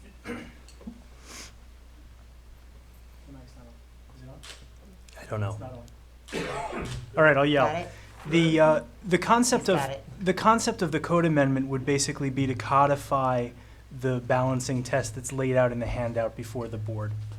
The question in the County of Monroe case is that it doesn't have to be, it only applies when not prohibited by village code. If village code doesn't prohibit it, a code amendment may not even be required, but it's certainly the safest thing to do. And if the board wants to consider something like this, and it would be to codify the case law that's already applicable. It would not it would not apply to any specific site plan. It would apply village-wide. That said, this is something that I would welcome the opportunity to discuss with the board in exec session. I think we should discuss in think an that's a good executive idea. session. This was put on at the last minute. We didn't even know exactly what the mayor was proposing here, and we need more time to review this. I just do want to go on the record, though, and Dr. Key and Brenda, I do think it was an absolute tragedy that concert house was demolished in the first place. That was completely wrong, and I don't know how the ARB was overruled by the Board of Trustees. But the Board of Trustees should not keep overruling the land use boards. They are here for a reason. They serve a purpose. They serve almost for nothing. I see Luke Ferrin here from the ZBA in the audience. He doesn't want to speak, but I definitely want to see the historic house reconstructed on the property. I am all in favor of that. But I do believe that we should respect the land use boards here in the village and have it go through the regular process. And I have reached out to the boards, and I do know that the zoning board has requested that the ARB review the application at this point and give them feedback so that they can continue to move forward on the review of the application. Thank you. Mr. Mayor, can I address this? Because this is lip service, okay? That's not We lip don't want service. your sorry. We don't want any more sorries. We want equity. We want something done. The ZBA, if the ZBA wants to interdepartmentally talk to the ARB, it should do that. They are doing that. They are doing that. Dr. Key, they're doing that. Wait, am I allowed to speak now? Because I was muted, now I'm unmuted. The problem is that there is an ism going on here. And as long as you refuse and bring up spot zoning, no, this is not spot zoning, this is a municipal project. So we understand very well that you want to tell us, like past colonizers tell us what we deserve. And if you really understand the process, we don't believe that the original house is what we have only. So if you want to do a redesign, we can do that. So you think that we deserve a 500 square foot house based on some more colonial principles that took the house down in the first place. It's very clear of what's going on here. It's very clear that the ZBA wants to continue with its discriminatory practices to Dr. Key. Jesse. This is really uncalled for. It's not uncalled for, but It's uncalled for. but when I'd you like make to just keep the statements meeting like that. moving No, it's in a not positive uncalled way. for because the record shows 8 years plus. Thank you for letting us know where each and every one of you stands. All right. Brenda? I think it's good to keep moving here, and I think it's good to have this as a discussion item, and perhaps I would like to work with everybody to make this project a reality. This is an extremely important project, and at the end of the day, Dr. Key is an expert. She's the expert on the legacy of Pyrrhus Concert, and I think it's important to work together. Ultimately, I believe the Board of Trustees is going to be presented plans anyway, and this resolution is just to have a public hearing. It's not to approve the project. It's just to have a public hearing. The only thing I also will say, as we keep on moving, I just would like to add, this isn't last minute. This was added on the agenda in accordance with the NICOM policies and rules and procedures, 24 hours in advance to the public. So that I just wanted to correct the record there. That it was done in accordance with those policies and procedures. But With no discussion about what it was, it's a little confusing about that, and no discussion that Dr. Key was making a presentation. And I'd also like to go on the record that I've been in support of rebuilding the Pyrrhus Concert House from the get-go.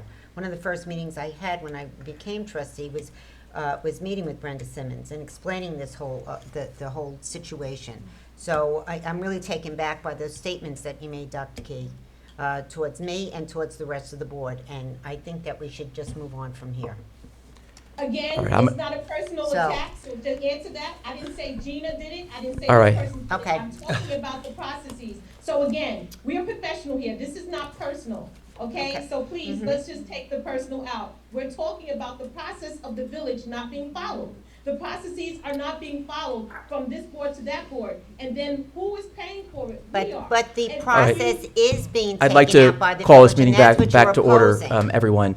Mayor, Dr. can Brenda say something, please, because she's tuned on from St. Martin, and I think it's unfair to not allow her to speak.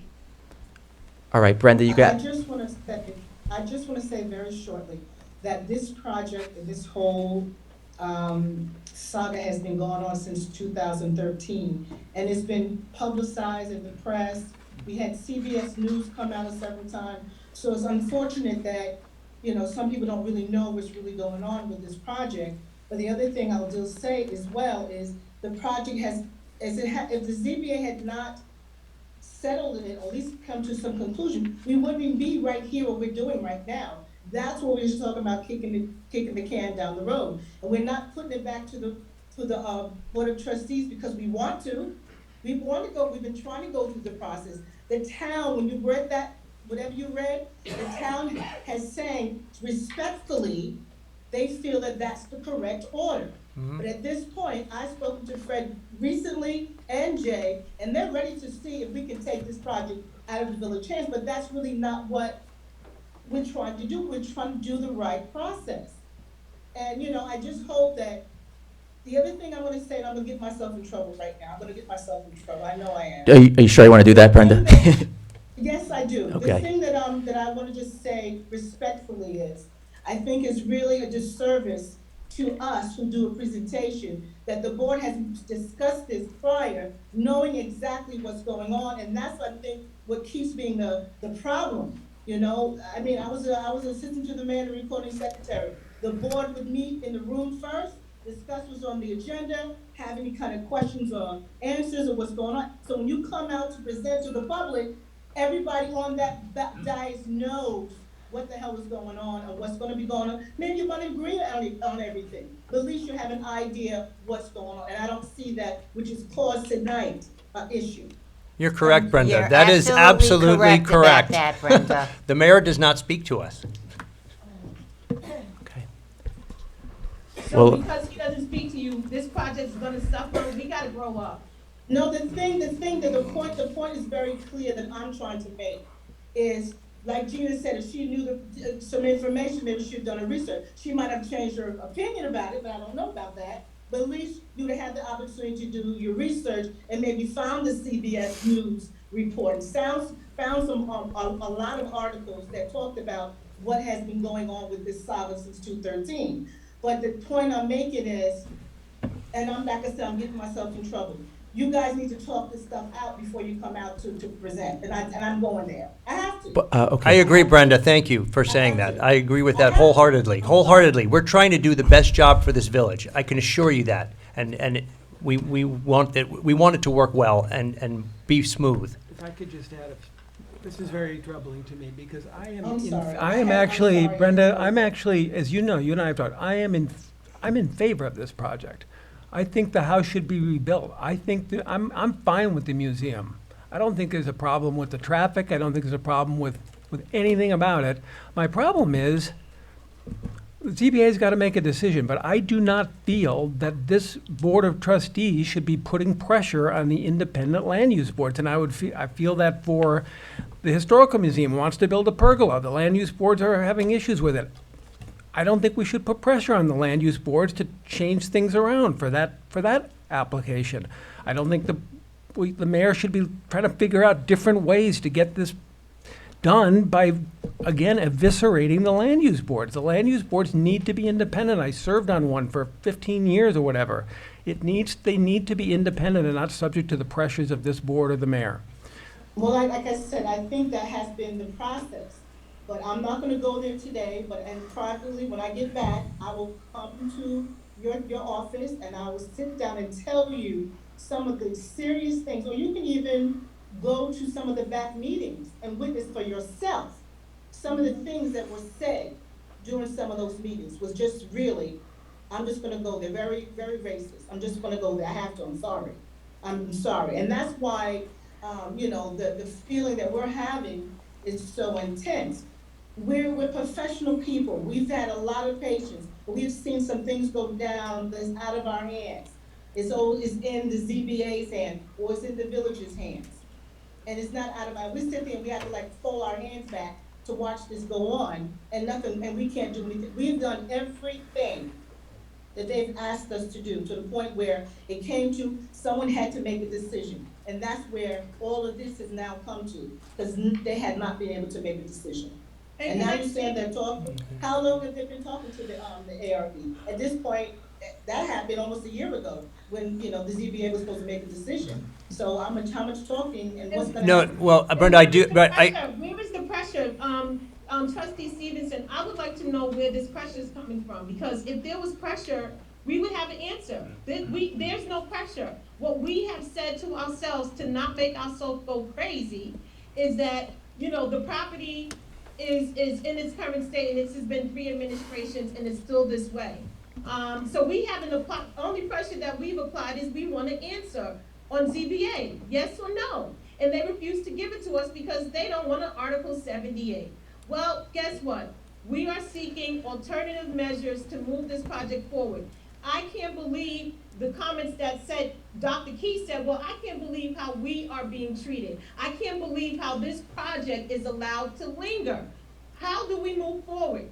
The lawyer is there, he will tell you what ARB can't, the current code for the ARB in your village states that they have purview over historic structures and new construction.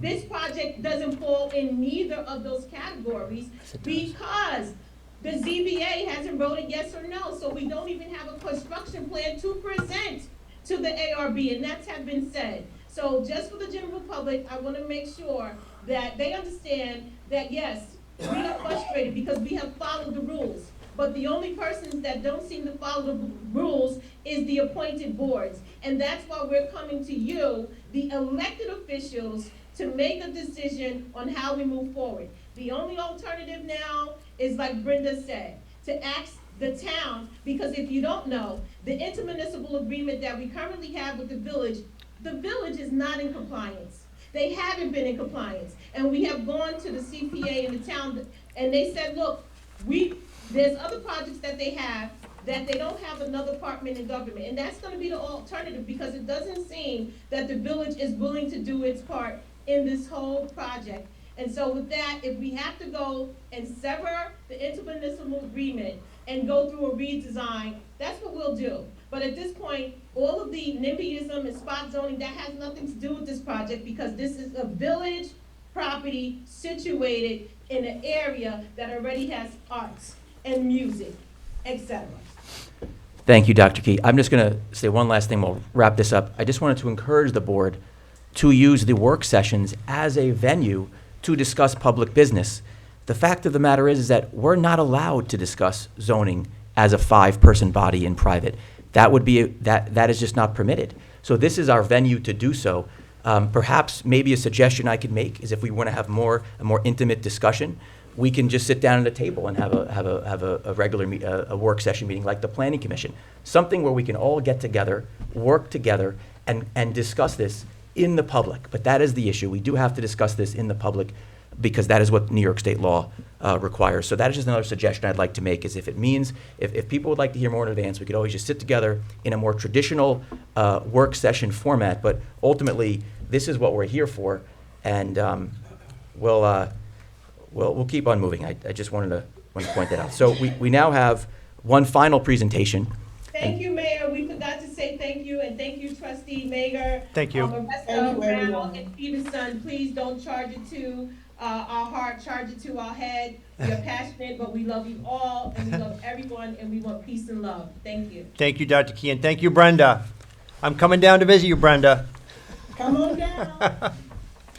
All right, thank you. So we have one final presentation from BFJ regarding the Arts and Culture Overlay District.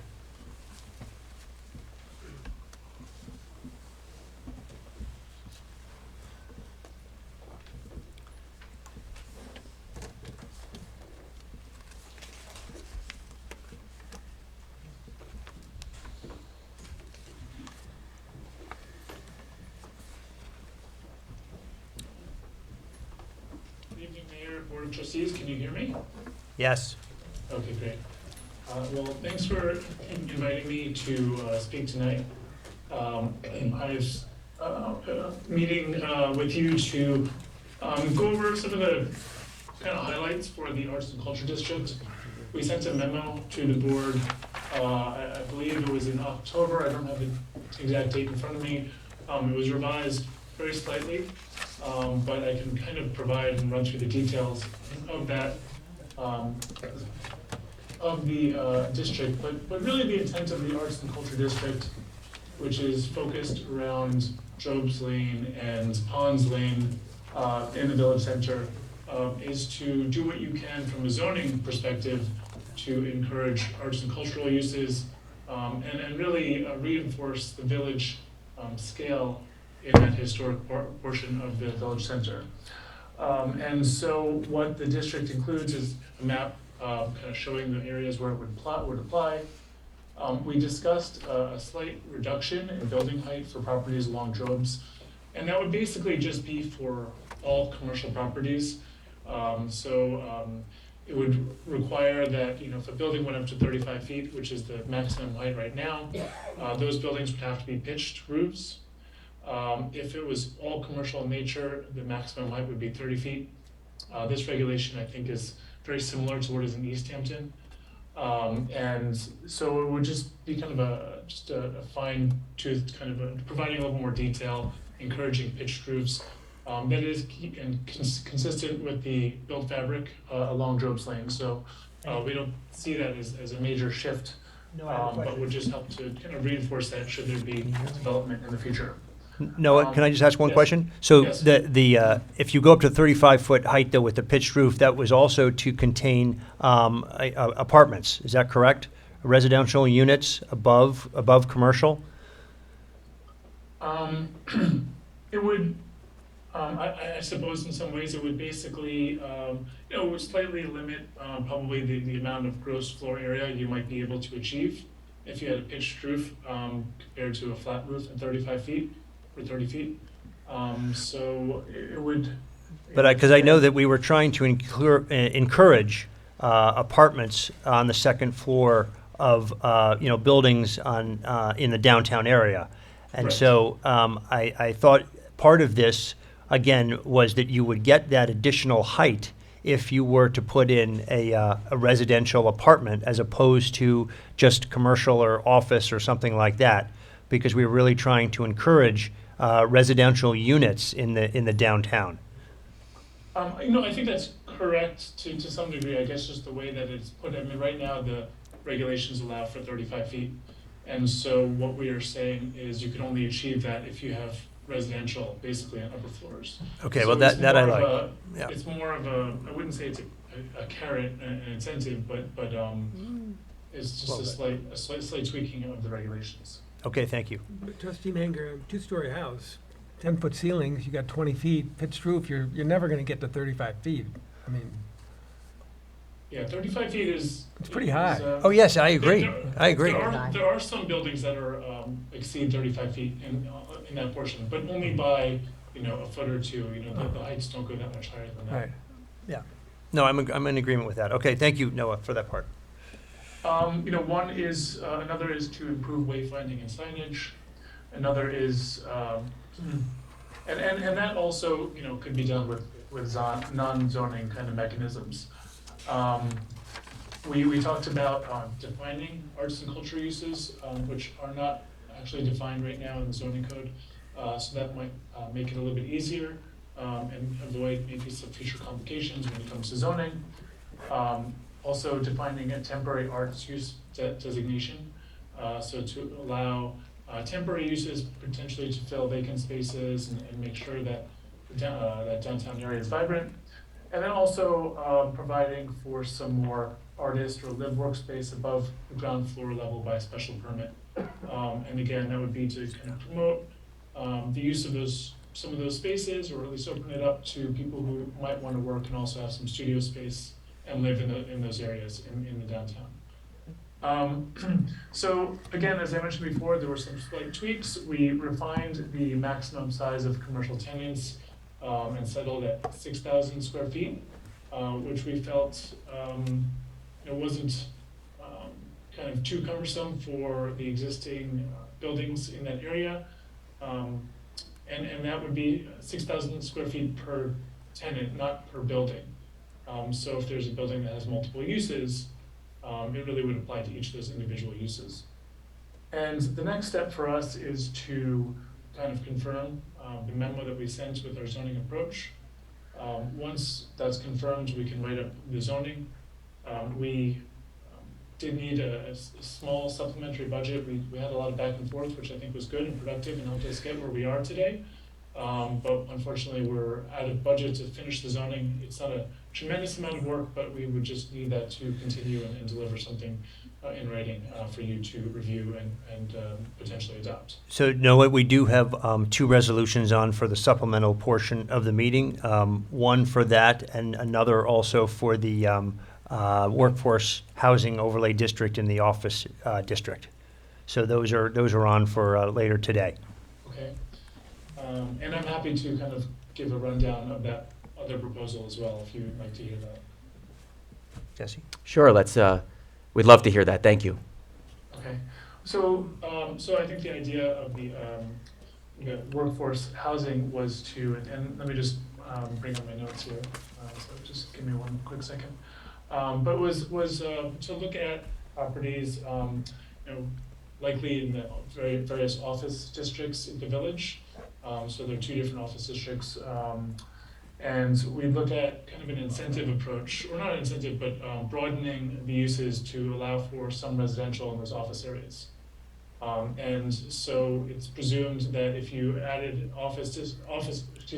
residential uses like multifamily, or potentially 2, 3, and 4 family homes, there would be an affordability or workforce housing requirement. And we would use Long Island workforce housing definition for that. There are some things that would need to be determined in consultation with the board, such as what level of affordability it would be, the design, the bulk of the houses. But this would basically be an additional use. It wouldn't strip any rights from those existing areas. It would be a special permit. And so we would need to kind of determine a couple of different factors, and then work with the planning director, Alex Wallach, who would be leading this effort to kind of write the zoning and do the environmental review. Thank you. Very good. Thank you, Noah. That's excellent. I'm looking forward, to the workforce housing proposal in our Hampton Road Office District, HRO, and the Office District, OD. The governor in her State of the State address had specifically spoken about workforce housing, and there may be a mandate coming down the pipeline that puts the onus on local governments to create a certain number of units of workforce housing. This was actually done before that State of the State address, but because I think we're on the right track here, addressing the fact that we really are in short supply of any type of workforce housing. But the good news about this is if we do put this into place, it will also help us address that state mandate that may be coming down the pipeline. So this is excellent. It's part of our comprehensive master plan. We're implementing our comprehensive master plan. And I think this is a good step. So thank you for all your hard work, and we really appreciate it. If I might, Mayor, is there discussion that still needs to happen for the Arts and Culture District if the resolution gets approved for the supplemental budget? I just want to make sure, since we're in front of you, in front of the trustees, if we're all on board with the approach or not, I guess. I think we're all on board, Noah. Okay, Yeah. great. Just wanted to make sure we're going in the right direction. Yeah, I think so. So thank you. Thank you again, Noah. Of course. All right, so there were some discussion items, but the Workforce Housing Overlay District was already discussed. Thank you, Noah. My only request is, again, I'm going to have CMAC, I'm going to ask CMAC Sammy, former planning commissioner, to come in and talk to us about this. But what I'd like to get done here is I'd like for the village to issue an RFP so we can reach out to other planning firms. In particular, what I believe we're looking for is more of a village planner, downtown planner type role, even a landscaping plan for our downtown. I've always talked about the need to use our village center parking lot and triangulate that across the village to connect each of our 4 streets and to help activate Nugent and Windmill Lane. That was one of the concepts we discussed in the press sessions, Arts and Culture Overlay District. So my hope is that we can find a firm that could really help us really revitalize our downtown, especially with the sewer coming down the pipeline. There are some fantastic firms that can do this. An architect friend of mine had spoken about some firms that help with Governor's Island in New York City and taking what was really a rundown island and turning into a beautiful landscaped property now. And if we can get a firm like that to come in and help us rethink Nugent Windmill and really help us triangulate the village, I think that would be really a phenomenal win for us. So CMAC will come on our next February meeting and talk about this plan in more detail. It's a very good plan. Some things have been implemented, some things have not been. Some things, of course, need to be updated, but I'm just hoping as a discussion item Is that something that we would be open Well, to some of doing? that, Jesse, though, was actually already addressed in That's the right. comprehensive Yeah, plan. that's So right. I'm not sure if we need to have another firm that the village has to pay more money to do more work, because we actually already have quite a lot in the comprehensive plan that was adopted in September, and I feel like we should adopt those before we start hiring more people and spending more taxpayer dollars on more consultants for the village.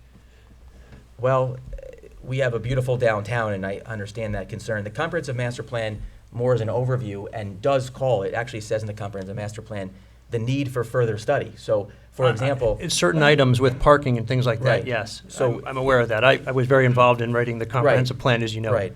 And I think it's important to have a really good village landscaping plan.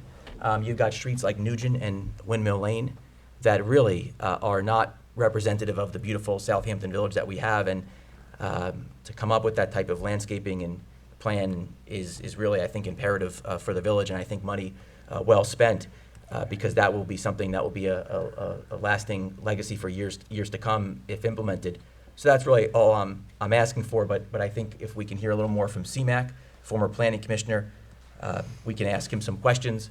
But again, this is just a preliminary discussion. That's why we have the work sessions, and the board can determine how it sees fit, whether or not we think we need these plans. I'm just recommending it and want to give everyone a heads up now, so that when this comes down the pipeline, it's something that we can consider and potentially even vote on. So that's that discussion. I don't know if there's any questions or suggestions or concerns on this topic. Okay, excellent. So we now have suggested resolutions. Charlene, I'll turn this over to you. You can take it from the top. Thank you. Resolution number 1, resolved that the claims for the warrant dated January 24th, 2023, totaling $237,594.56, warrant A20, general fund, and $30,210.77, warrant H10, capital fund, are audited and approved. Is there a motion? Motion. Second. Second, discussion.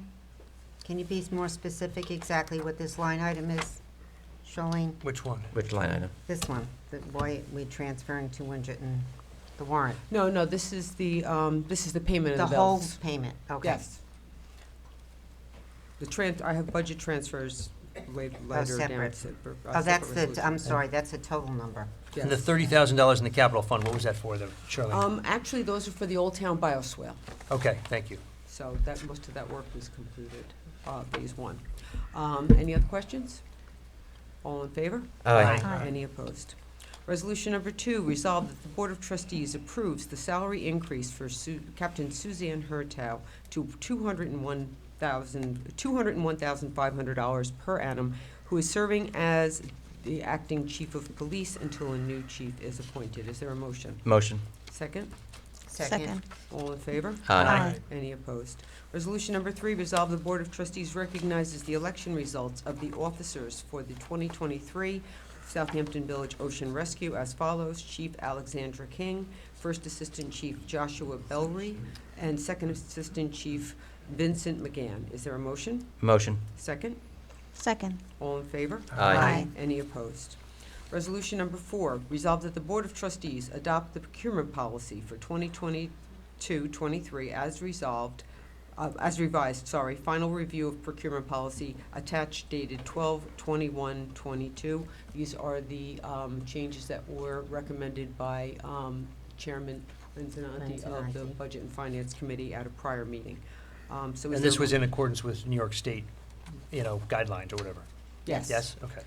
So is there a motion? Motion. Second? Second.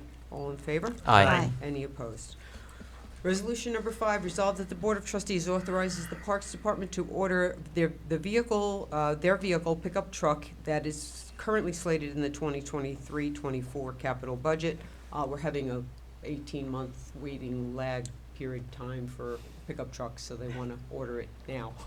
And so they're asking that they could go ahead with the order, even though it probably would not arrive for another month or so.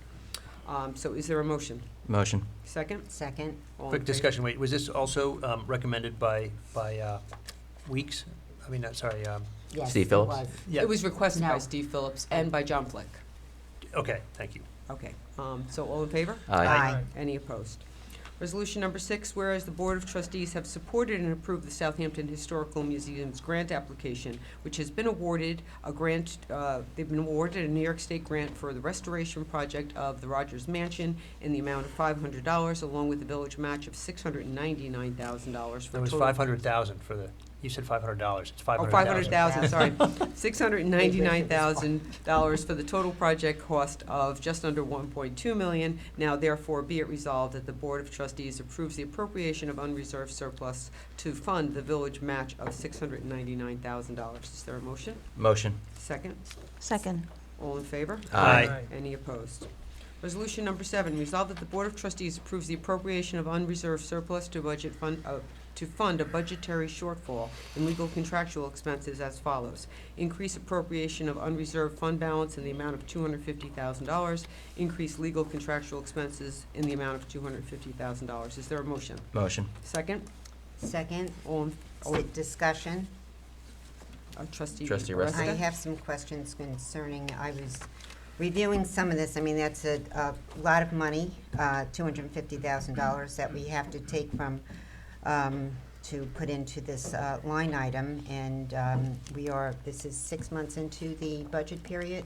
Yes. Am I correct? So we've already used up what was allowed in the budget. Yes. So I was reviewing some of the communications, and I was reviewing, because I was reviewing the bill of how it got as high as it did the last couple of months, and also did a review of what it used to be, the bill, and what it has been leading up to this time in the last 3 or 4 months. So I do have a couple of questions about some of the communications and why the village attorney, no offense to Mr. Preston, of course, why he is being copied on everyday operations of the village.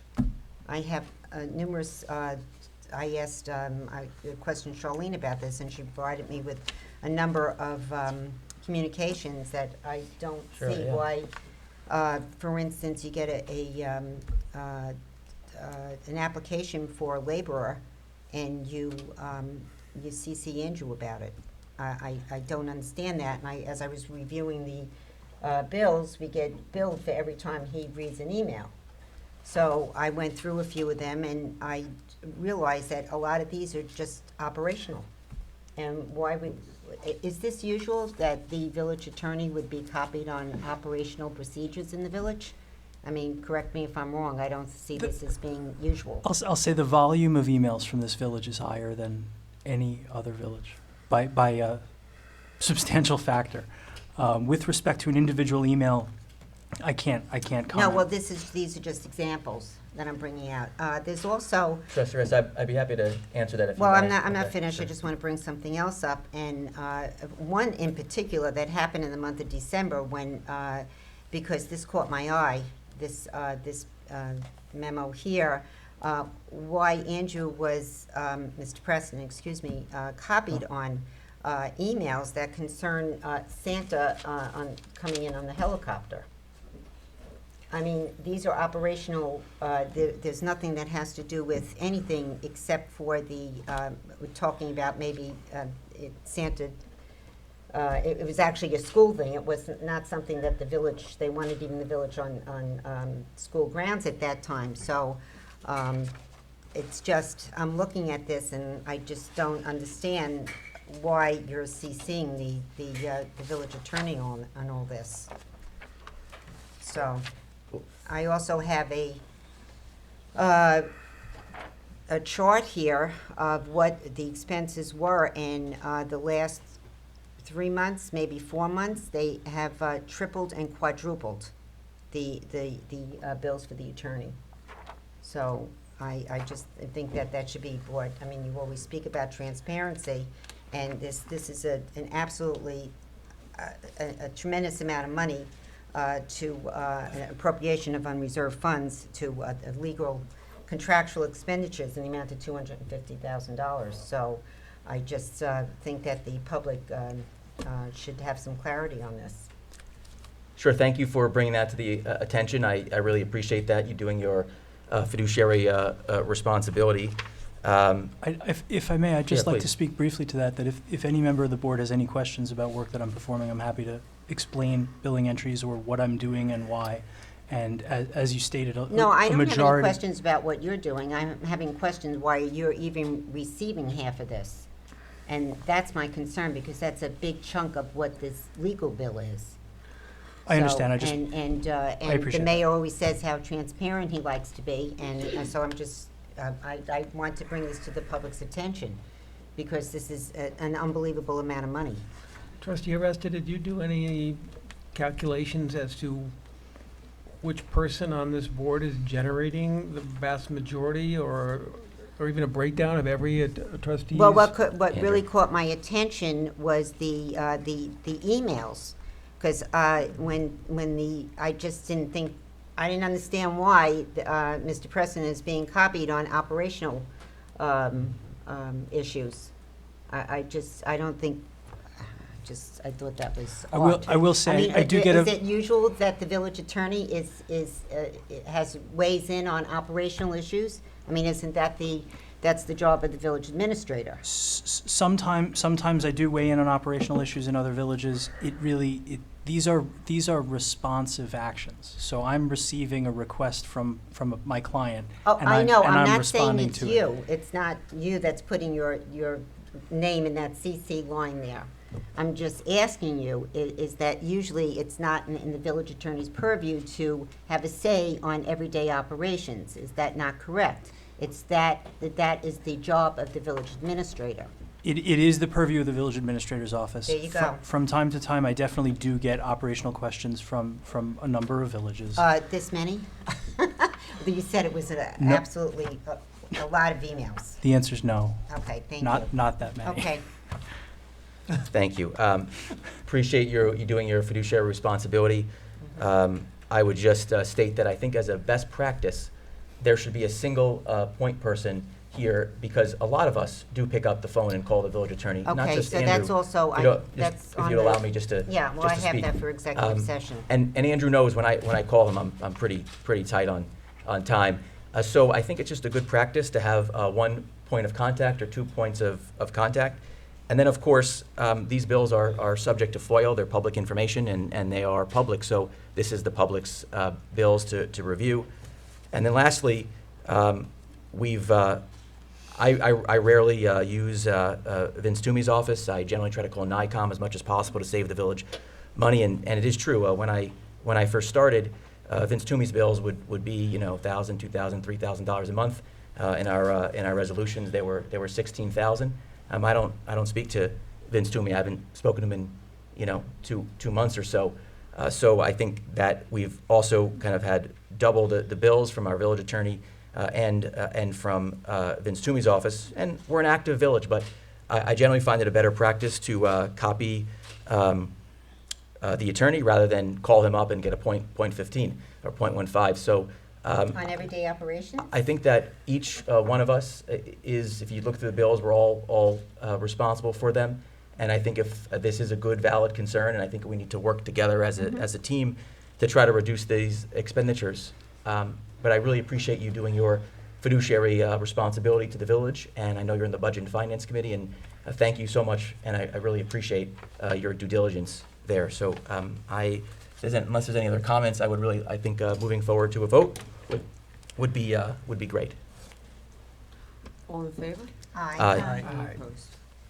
Resolution number 8, whereas the village law provides for the appointment on an annual basis of deputy mayor, and whereas the deputy mayor is authorized by law to perform the duties of the mayor in his absence, and whereas in the absence of the mayor, it is imperative in order to protect the health, safety, welfare, and other interests of the village, to have someone responsible for taking certain actions in an emergency, and whereas a weather-related event in the village of Southampton occurring on December 23rd, 2022, required that certain actions be taken immediately, including an emergency declaration and closure of a flooded road within the village, and whereas the weather-related emergency occurred during a period of time when the mayor was absent from the village, and whereas The mayor did not notify the deputy mayor or the village administrator of this absence during the period and did not respond to certain communications seeking his consent for emergency declaration.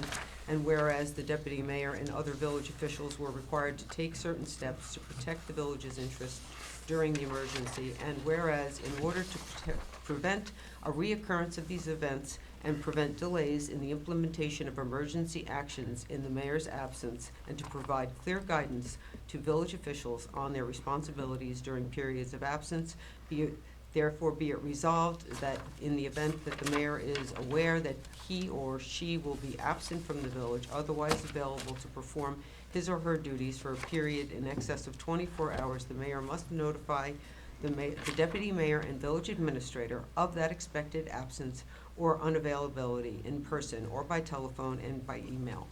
And be it further resolved that upon notification by the mayor that he or she will be absent or otherwise unable to perform their duties for more than 24 hours, should the deputy mayor be absent or unavailable to perform these duties of the mayor, she shall be required to notify the trustees and the village administrator of her unavailability in the same manner as stated above. Is there a motion? I'll make the motion. Second? Second. Discussion. A few things. For me, it's important to obviously correct the record here. Well, first and foremost, these are the type of things that should be discussed privately amongst people and not to be displayed in the public. It's just not in the public's best interest, whether it's in a local government or whether it's on your national TV. The public expects that we sort out this type of business outside of the meeting and not to display this publicly. So it's of course disappointing. I understand that board members want to illustrate certain points, and from time to time I understand that's necessary, but I do believe that this should be done in the private sphere, not during our work sessions. What I will say is that it says that I, the mayor, was absent on December 23rd. That's false. It's malicious and false.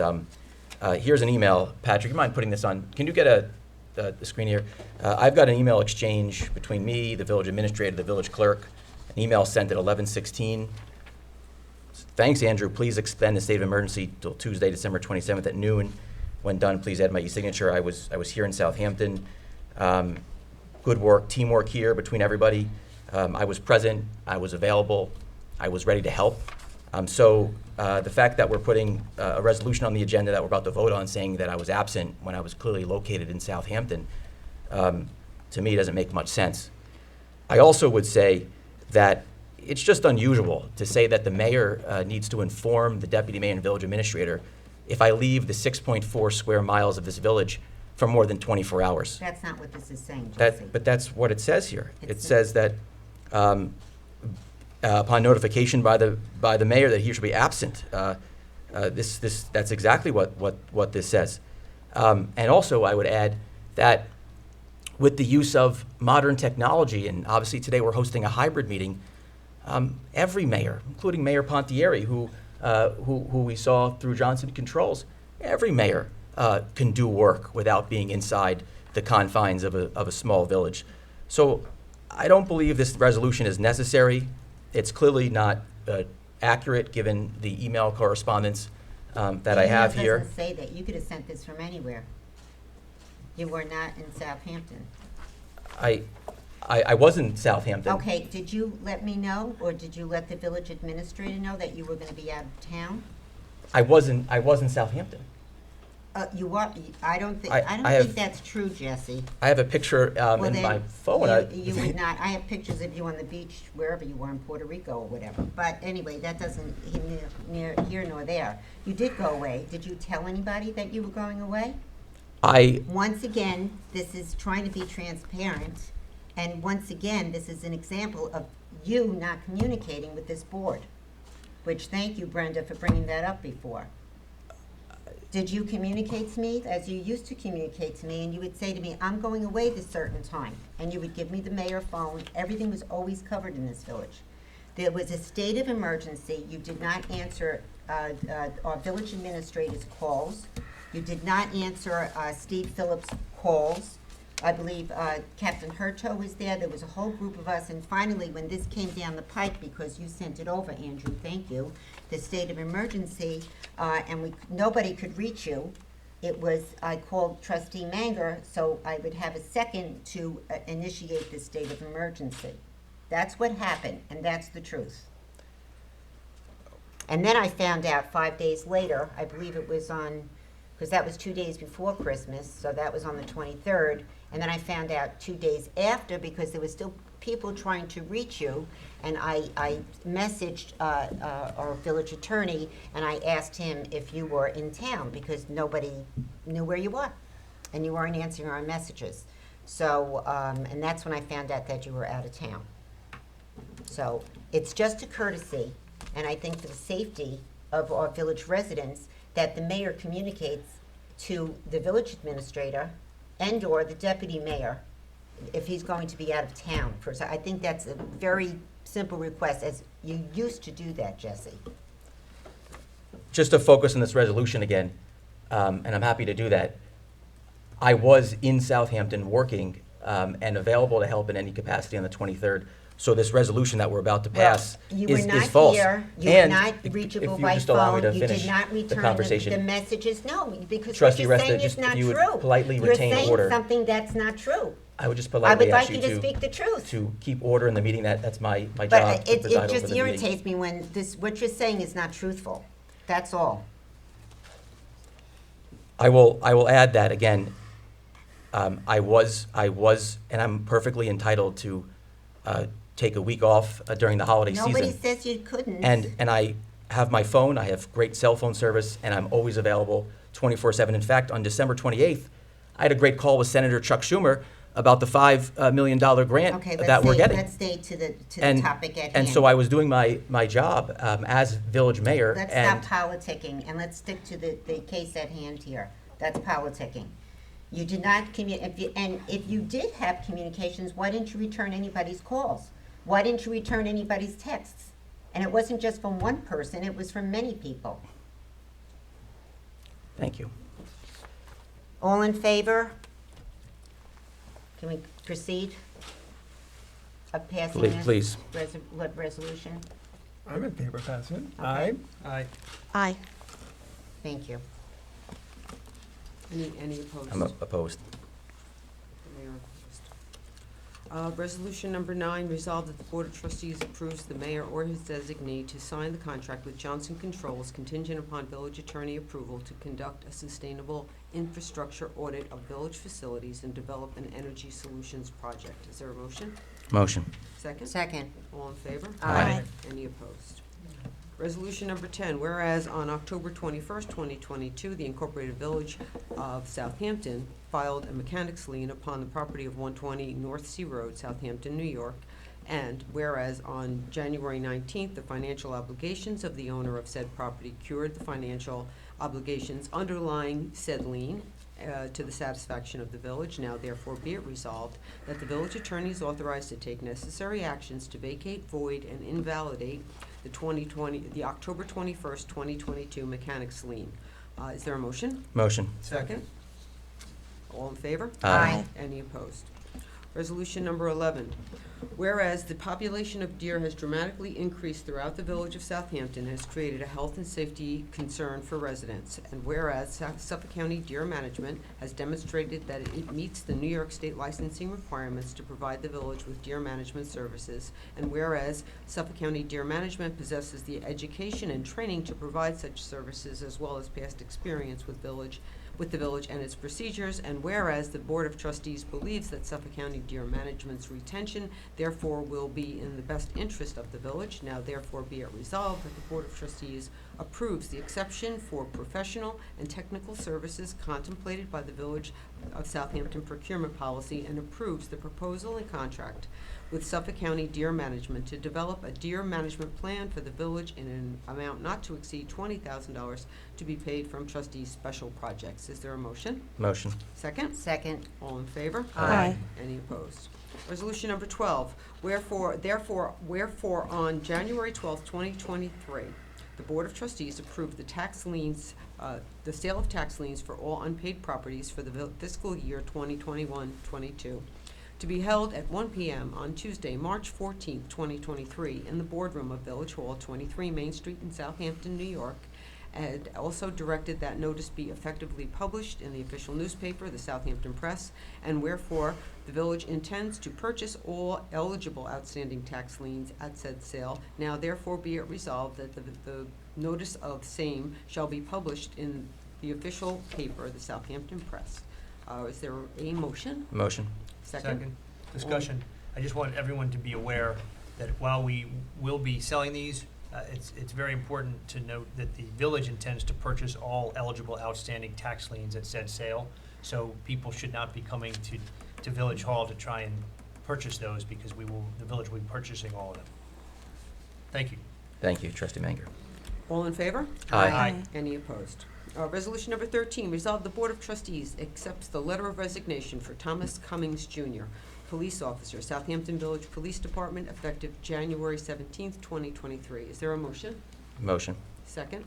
Second. All in favor? Aye. Any opposed? Resolution number 14, resolve the Board of Trustees authorizes the Southampton Town United Soccer Club to use the Downs Family Park for their 22-23 soccer programs beginning September 1st, 2022 through September 1st, 2023. Is now amended to extend the period of play. The Board of Trustees further, be it further resolved that the Board of Trustees authorizes the Southampton Town Soccer Club to use the Downs Family Park for the period beginning September 1st, 2022 through December 3rd, 2023. Is there a motion? Motion? Motion. Motion. Second? Second. All in favor? Aye. Any opposed? Resolution number 15, the Board of Trustees of the Incorporated Village authorizes the village clerk to publish a notice of public hearing on Thursday, February 9th, 2023, at 6 p.m. as a hybrid in-person / Zoom meeting regarding local law 3-2023, the proposal to add a new chapter which will amend the zoning map of the village pursuant to Chapter 116-39 of the Village Code, and which will reclassify areas along Meadow Lane that are now in the R80 residential district instead to be in the R120 residential district. Is there a motion? Motion? Second? Discussion, please. Discussion. Yes. Can you just make this clear to me as far as, will this be effective for people in the zone now or after the property is sold? It only affects the lots that are 4 acres or larger on the portion of Meadow Lane. It's actually a 3-mile portion that goes from just east of Halsey Neck Lane to the county park at the end. And this was a recommendation in the comprehensive plan. Right. So it only affects, actually I did a survey with Alex Wallach in the building department. It affects 20 lots Right. along that 3-mile stretch that are 4 acres or larger. That I understand. But my question is, this is going to go into effect if it's voted on now, or will that be? No, we have a public hearing first. Right. Yeah. After the public hearing, we Correct. would vote on it. My question is, Mhm. will that affect someone that's in the property now, or if it's sold? Only if that person wishes to subdivide their property will this apply. So it has nothing to do with someone who owns a piece of property. Or, it only is if they want to subdivide the property into multiple lots. Does that make sense? It makes sense. Okay, yeah. It makes sense. I was just wondering, I felt a little conflicted. I know you spoke to me about it, but I felt a little conflicted that I felt as though we're changing something when someone already owns the property, that perhaps we can discuss if it's sold, that would be the guideline after the property is sold. Again, it only applies to someone who wishes to subdivide the property. And I think, the master plan is saying that we should try and rein in some of the subdivisions, especially on Meadow Lane. And just to give a bit of history, because I'm old, actually it was just after I graduated from high school in August of 1983 that the village upzoned the majority of what's known as the estate section from R80 to R120.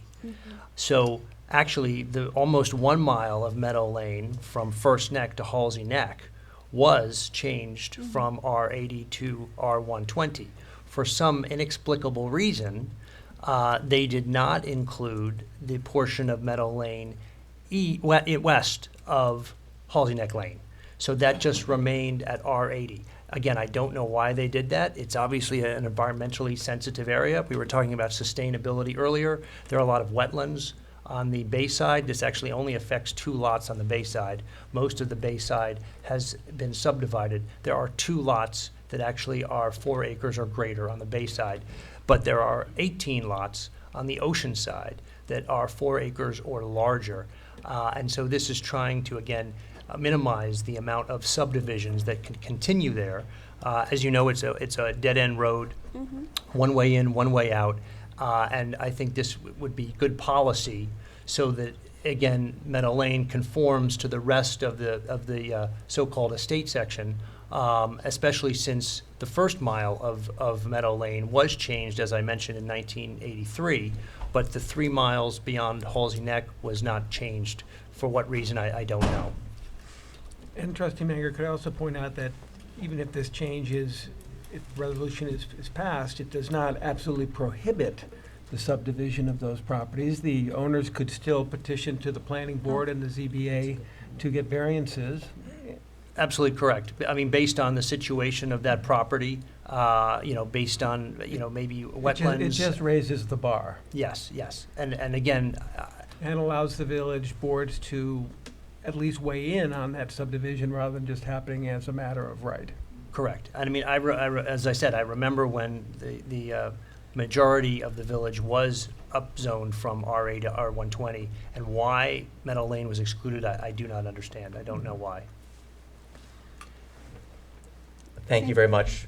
Really appreciate everyone's comments. Thank you, Trustee Manger and Trustee Stevenson. Thank you. My only discussion is, I just want to let everyone know, and I'm going to have to abstain from this. Recently, or several months ago, I had reached out to the Peconic Land Trust about preserving an open space on Meadow Lane that would be part of this zone change, and so I believe it's important for me to abstain from this simply because I had reached out about the preservation of a large property with the Peconic Land Trust, and I had also reached out to the attorney on a property. So, to avoid any appearance of impropriety, I must abstain from this vote on public hearing and also at the public hearing. So I hope this board can just appreciate that, and the public can know why I'm abstaining. No, thank you for that, Jesse. And again, I hope you're successful with the Peconic Land Trust in getting that land preserved. We're trying. Yeah, I appreciate that. Anyway, so that's I think that's it. Okay, so we're all in favor? Aye. Aye. Any opposed? Abstain. Abstain, 1 abstention. Mayor Warren. Resolution number 16, resolve the Board of Trustees of the Incorporated Village of Southampton authorize the village clerk to publish a notice of public hearing to be held on Thursday, February 9th, 2023 at 6 p.m. as a hybrid in-person / Zoom meeting regarding local law 6-2023, the proposal to amend Chapter 116 zoning. Is there a motion? I'll make the motion. Second? Second. All Discussion. I understand that it appears that we're not going to have the votes to pass this, so I would just like to ask the board, is there anything that we can do in advance to get this board more information so that you'd feel more comfortable with having a public hearing? My question is, what is the proposal? What is the public hearing going to be debating? Is it going to be debating whether the public thinks that the plan for the Conser property is good or bad? Is it a proposal to change the zoning? Is it a proposal to, I don't know what the proposal is. So I don't know what the public is going to be hearing. Well, it's my understanding that our village attorney is already working on changing the law. Can you explain?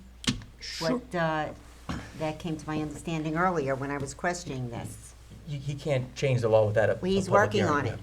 Well, He's we've- working on it. I don't know why he's working on it when we haven't had the public discussion yet, but can you explain to us what you're working on? Of course, at the mayor's request, we're starting to draft a code amendment which would codify the the requirements for the board's consideration as outlined in Monroe v. Rochester. But wouldn't this need to be presented to the public as something that they're gonna discuss before we actually have the public hearing? Absolutely, it's required. So how can we even vote on this when we don't even know what the law is or the resident? I understand, you're entitled to see it first. But yes, because I don't even understand why you're working on that when we haven't even, I mean, So I hear what you're saying. So you'd like to table this? yes, I And would like to, would- I'll make would a this motion be- to table. Would this be something that we can bring forward at the next? I don't know, meeting? let's see, I'd like, as I said earlier, I'd like to do my research and discuss this with the, I don't want to disrespect our volunteers, and they're virtually volunteers, and override every decision that our land use boards have to make. Okay. So it's not clear here. Do I have a motion to table? I made the motion to Okay, table. is there a second? All in favor? Aye. Any opposed? There are 4 mayoral appointments. Mayor, do you want me to read them, or do you want? Sure, that'd be great. There may have just been one oversight here. I had mentioned to Kathy Sweeney, who's our clerk, about a 5th mayoral appointment, about Tajay Anderson for our building department. I don't see that on the agenda. I don't know if there's a supplemental one. That's in the But- executive I think session. we have a after exec Okay. session supplemental that's Okay. located on. So, and I do have a supplemental to add on for 4 resolutions with the board's approval after the mayoral appointments. But Mayor, do you want me to read them? Thank you very much. Resolved that the mayor appoints and the board of trustees approves the appointment of Kyle Kajenski to the position of laborer in the highway department at a salary of $43,293.31, effective Friday, January 27th, 2023. Is there a motion? Motion. Second? Second. All in favor? Aye. Any opposed? Resolution number 2, the mayor appoints and the board of trustees approves the appointment of William Owen to the position of laborer in the Parks Department at a salary of $43,293.31, effective Friday, January 27th, 2023. Motion? Motion. Second. Second. All in favor? Aye. Aye. Any opposed? Resolution number 3, resolve the mayor appoints and the board of trustees approves the appointment of Brandon Roach to the position of automotive equipment operator in the highway department at a salary of $54,408.08, effective Friday, January 27th, 2023. Is there a motion? Motion. Second? Second. All in favor? Aye. Any opposed? Resolution number 4, resolved per Section 107-3 of the Village Code, the mayor appoints Laura Davini to a 2-year term and Nancy McGann to a 1-year term on the Village Tree Commission. There's a motion? Motion. Second? There a second? I'd like to make a motion, actually, to move this to executive session. This was I don't know how it could, this is something else that appeared at 5 o'clock last night, and we never had I'll our second it dis- for executive session. Thank you. I will say that we had this on the agenda at our last board meeting. You had asked But we me to never do had some- the discussion that we said we were gonna have. You had asked me to speak to Mr. Frankenbach and your other recommendation. And I have I recommendations, which. I spoke to them, and they told me that they were flattered, and they really appreciate your recommendation, but they are unavailable to serve, but they would love to help the village in any capacity. Well, that's very So I nice. did exactly what Okay. I was asked, and But you didn't discuss this with me, and I have 2 people that that are committed now to being members of the tree committee. So if we could take this to I'll second trustee Manger's motion to move this to executive session. All in favor? Aye. Aye. So we were making a motion to table. That's and correct. then we're going to discuss an exec Mhm. session. Okay, Thank so you. the motion was made by trustee Manger. Manger and seconded by trustee Aresta, and, okay. All right. I would, sorry, one moment, I just want to point out that this is. We already tabled this, and we had this discussion at the last meeting. Just, if you just mind staying in, Yeah, just politely, okay. I stay in order. This is a simple appointment to a village tree commission, Mhm. and the entire responsibility of the tree commission is to make recommendations about heritage trees to the board of trustees, and those, this is a requirement by something that I'm hoping to push to become a Tree City USA.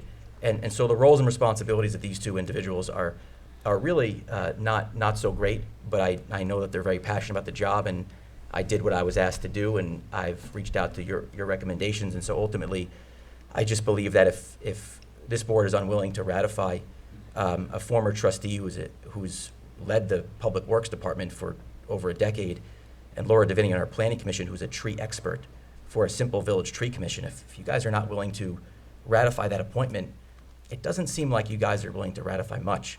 And I'm once again disappointed. This was we were all well aware this was coming down the pipeline. This was discussed at our last board meeting. This is now a follow-up. Unfortunately, the other recommendations were not available. And I think it's important to get this done, and I think that Laura Deviney and Nancy McGann will do an outstanding job on the tree commission, and I would love for them to have this responsibility. They're two very smart, very capable individuals, and I would also recommend that it's good to work with other people. I know these two individuals you don't know them very well, but it's good to work with other people. It's good to include other people. Well, I'd like to have this on the record that I work with members of the Planning Commission, Michael Anderson, who is here this evening, and as well as Christian Picot. We have spoken, interviewed, and we have 2 qualified people. And once again, you're not speaking the total truth about how this went down. So let's take this to executive session, as Trustee Manger made the motion to. Okay, Thank you. Okay, so that being And said, bypassing me completely, because you repeated what you said last month. And as a liaison to the DPW, and I have to work with these people, and you completely left me out of it, just like you are in other things, which we'll discuss in executive session. okay, thank you for your comments, Trustee Aresta. Okay, with that said, I'd like to make a motion to adjourn to executive session for the purpose of. Excuse me, Mary, we have 4 resolutions that can be in public session. I just, Thank you. Kathy. Yes, some of these. I'm gonna pass this one around, but there's also one for, Yeah, where Are these supplemental? Yes, These are supplemental. yes. I wanted to ask for a resolution to add the supplemental. These were just items for BFJ. These were the There's one for the Liberty Gardens mailing. yeah, And these were things, Jesse, that, we wanted to discuss. No problem. So can I have, and there's one add-on that we had a gentleman who had submitted an event for a beach permit. Yeah, we need to discuss that. Yeah. Thank you. So I do have, thank you, Kathy. All right, so this is the updated. There's a gentleman who was here this evening who actually had submitted an application to commit for a beach, it was from the Plan Man for a beach event, and Thank you. didn't make its way onto the agenda. So, and for So time, that's coming up now, too? that's a 5th add-on for the supplemental. So if Do we get invited to the Clam Man party? I'm kidding. Well, if I could have a motion to add the supplemental agenda. I'll make the motion. Second? Second? All in favor? Aye. Aye. Oh, sorry. Resolution number This is the 1. last one. Just give me that one, I'll read it. Resolution number 1, I had discussion about this with some of the trustees prior to the meeting, and I believe that they wanted to have some more information so that, you can decide if this is going to be tabled. Resolved that the Board of Trustees approves the event application submitted by Elaine Laurent, Howard Allen Events, and East Hampton Rotary to host their Arts Festival in Agawam Park on Saturday, August 19th through Sunday, August 20th, from 10 a.m. to 5 p.m. daily, with the setup date is Friday, August 18th, from 12 p.m. to 6 p.m. The sponsor of the event is the East Hampton Rotary Club. Is there a motion? Motion. Second? Second discussion. I would like to also, can we discuss this in executive session? Because I have questions about this. So we'd make a motion to table this one as well. I make a motion to table this one, and we'll discuss it. Okay. And I'll second. Second, all in favor of table? Aye. Aye. Thank you. Resolution number 2, resolve the Board of Trustees approves Braun Marketing to generate a Liberty Gardens mailing in the amount not to exceed $3,000 paid from trustee special project. Is there a motion? Motion. Second. All in favor? Aye. Any opposed? Resolution number 3, the Board of Trustees approves the proposal submitted by BFJ Planning to generate a zoning strategy at a supplemental budget of $5,000 to complete the task. This is a revision to the initial draft in consultation with the board on October 27, 2022. The proposal will undertake the work on a time and expense basis with an upset fee not to exceed $5,000. Is there a motion? Motion. Second? Second. All in Discussion, favor? this is about the arts and. Arts and Cultural Overlay District, yes. that Noah explained. Okay, all in favor? Aye. Any opposed? Resolution number 4, resolve the Board of Trustees approves the proposal submitted by BFJ Planning to create a zoning text which would provide options for more affordable housing options within office districts in the village as a supplemental budget not to exceed $12,500 to complete the work. Is there a motion? Motion. Second. All in favor? Aye. Any opposed? Resolution number 5, resolve the Board of Trustees approves the beach event application for Gin Lane Beach on Wednesday, July 12th, 2023, from 6 p.m. to 10 p.m. for 100 guests. Parking will be pre-coordinated and an exception to parking letters will be conspicuously displayed on vehicles during the event. Is there a motion? Motion. Second? Second discussion. Yes. Do we, is this like a private event? Is it a fundraiser for something? Do we know what this is? No, this is a private event. These are it's just, we usually get a deluge of these in the spring. Right. Where people want to have clam Right. bakes and what. I thought some of these were just approved though by the office here. If it's more than 100 guests, it has to go to the board. But, okay, but this 100 says it's or for more. 100. Oh, so if it's 100 or more has to go to the board for approval. Okay. Where's Gin Lane? At the end of Lake Gin Agawam. Lane, yeah, it's over by, yeah. So. Oh, they call that Gin Lane? Yeah, so, I guess my only question is, I mean,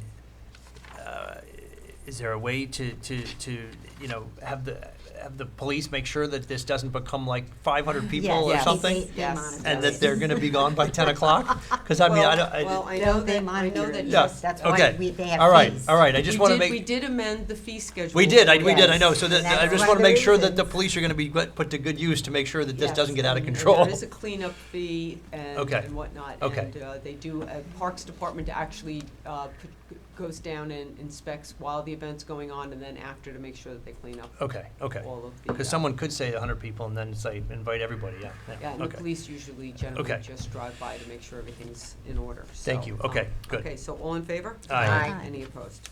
That concludes the supplemental agenda. All right, thank you very much, Charlene. I really appreciate it. I'll make a motion to adjourn to executive session for the purpose of discussing legal, contractual, and personnel matters. Is there a second? Second? All in favor? Aye. I'll make a motion to return from executive session. I'll second 10:22. Time is 11:22. 11:22 p.m. I'll make the motion to return to public session. Is there a second? Second. All in favor? Aye. Is there a motion for a walk-on resolution? Motion. Second? Second. All in favor? Aye.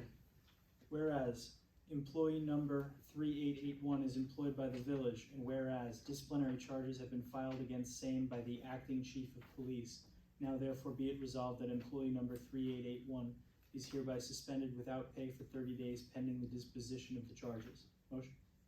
Motion. Second? Second. All in favor? Aye. Unanimous. Supplemental agenda item 1. Resolve, the Board of Trustees of the Village of Southampton hereby accepts in its entirety the opinion and recommendations of the hearing officer in the Civil Service Law Section 75 disciplinary hearing involving employee number 4579. And be it further resolved that the Board of Trustees of the Village of Southampton hereby authorizes the termination of employee number 4579 effective January 24, 2023. Is there a motion? Motion. Second? Second. All in favor? Aye. Unanimous. Resolve, the Board of item number 2. Resolve, the Board of Trustees approves the promotion of Richard Chamberlain from Groundskeeper 1 to Groundskeeper 2 of the Parks Department at a salary of $62,267.03, effective Friday, January 27, 2023. Is there a motion? Motion. Second. All in favor? Aye. Unanimous. Number 3, resolve, the Board of Trustees approves the promotion of Victor Crump from Maintenance Mechanic 1 to Maintenance Mechanic 2 of the Building Maintenance Department at a salary of $54,408.08, effective Friday, January 27, 2023. Motion? Motion. Second? Second. All in favor? Aye. Unanimous. And item number 4, resolve, the Board of Trustees approves the following personnel changes for the Building Department as recommended by Senior Building Inspector Tien Ho So, effective January 27, 2023. Rovit Morales, Secretary, Assistant to Building Inspector, salary increase to $57,500. David Alberizzi, Building Inspector, salary increase to $65,000. David Harper, Building Inspector, salary increase to $64,000. Is there a motion? Motion. Second. Second. All in favor? Aye. Unanimous. Item number 5, whereas the vacancy of office assistant exists in the building department and civil service has given permission to appoint Derek Highsmith, who previously held this position within another municipality.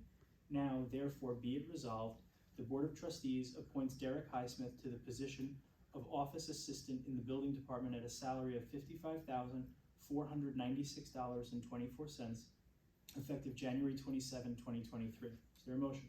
Motion. Second. Second. All in favor? Aye.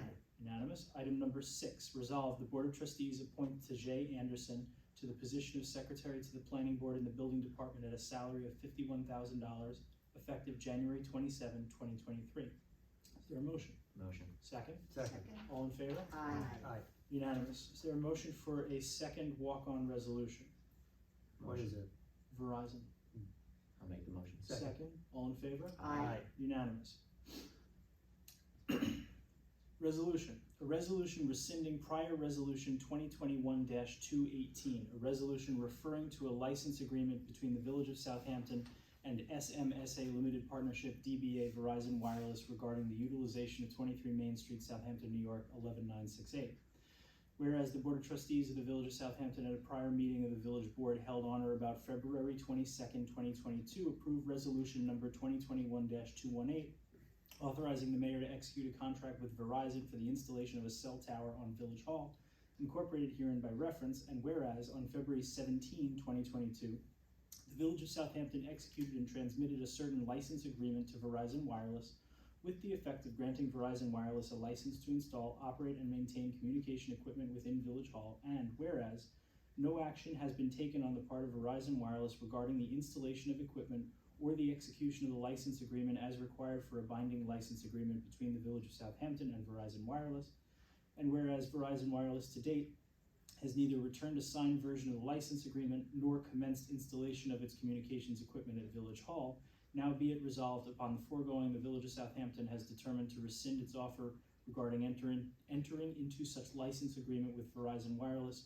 on that grounds that a reasonable amount of time has passed since the Village of Southampton extended an offer to Verizon Wireless, and be it further resolved that the Village of Southampton rescinds its offer to enter into a license agreement with Verizon Wireless regarding the installation of communications equipment at Village Hall. Is there a motion? Motion. Second.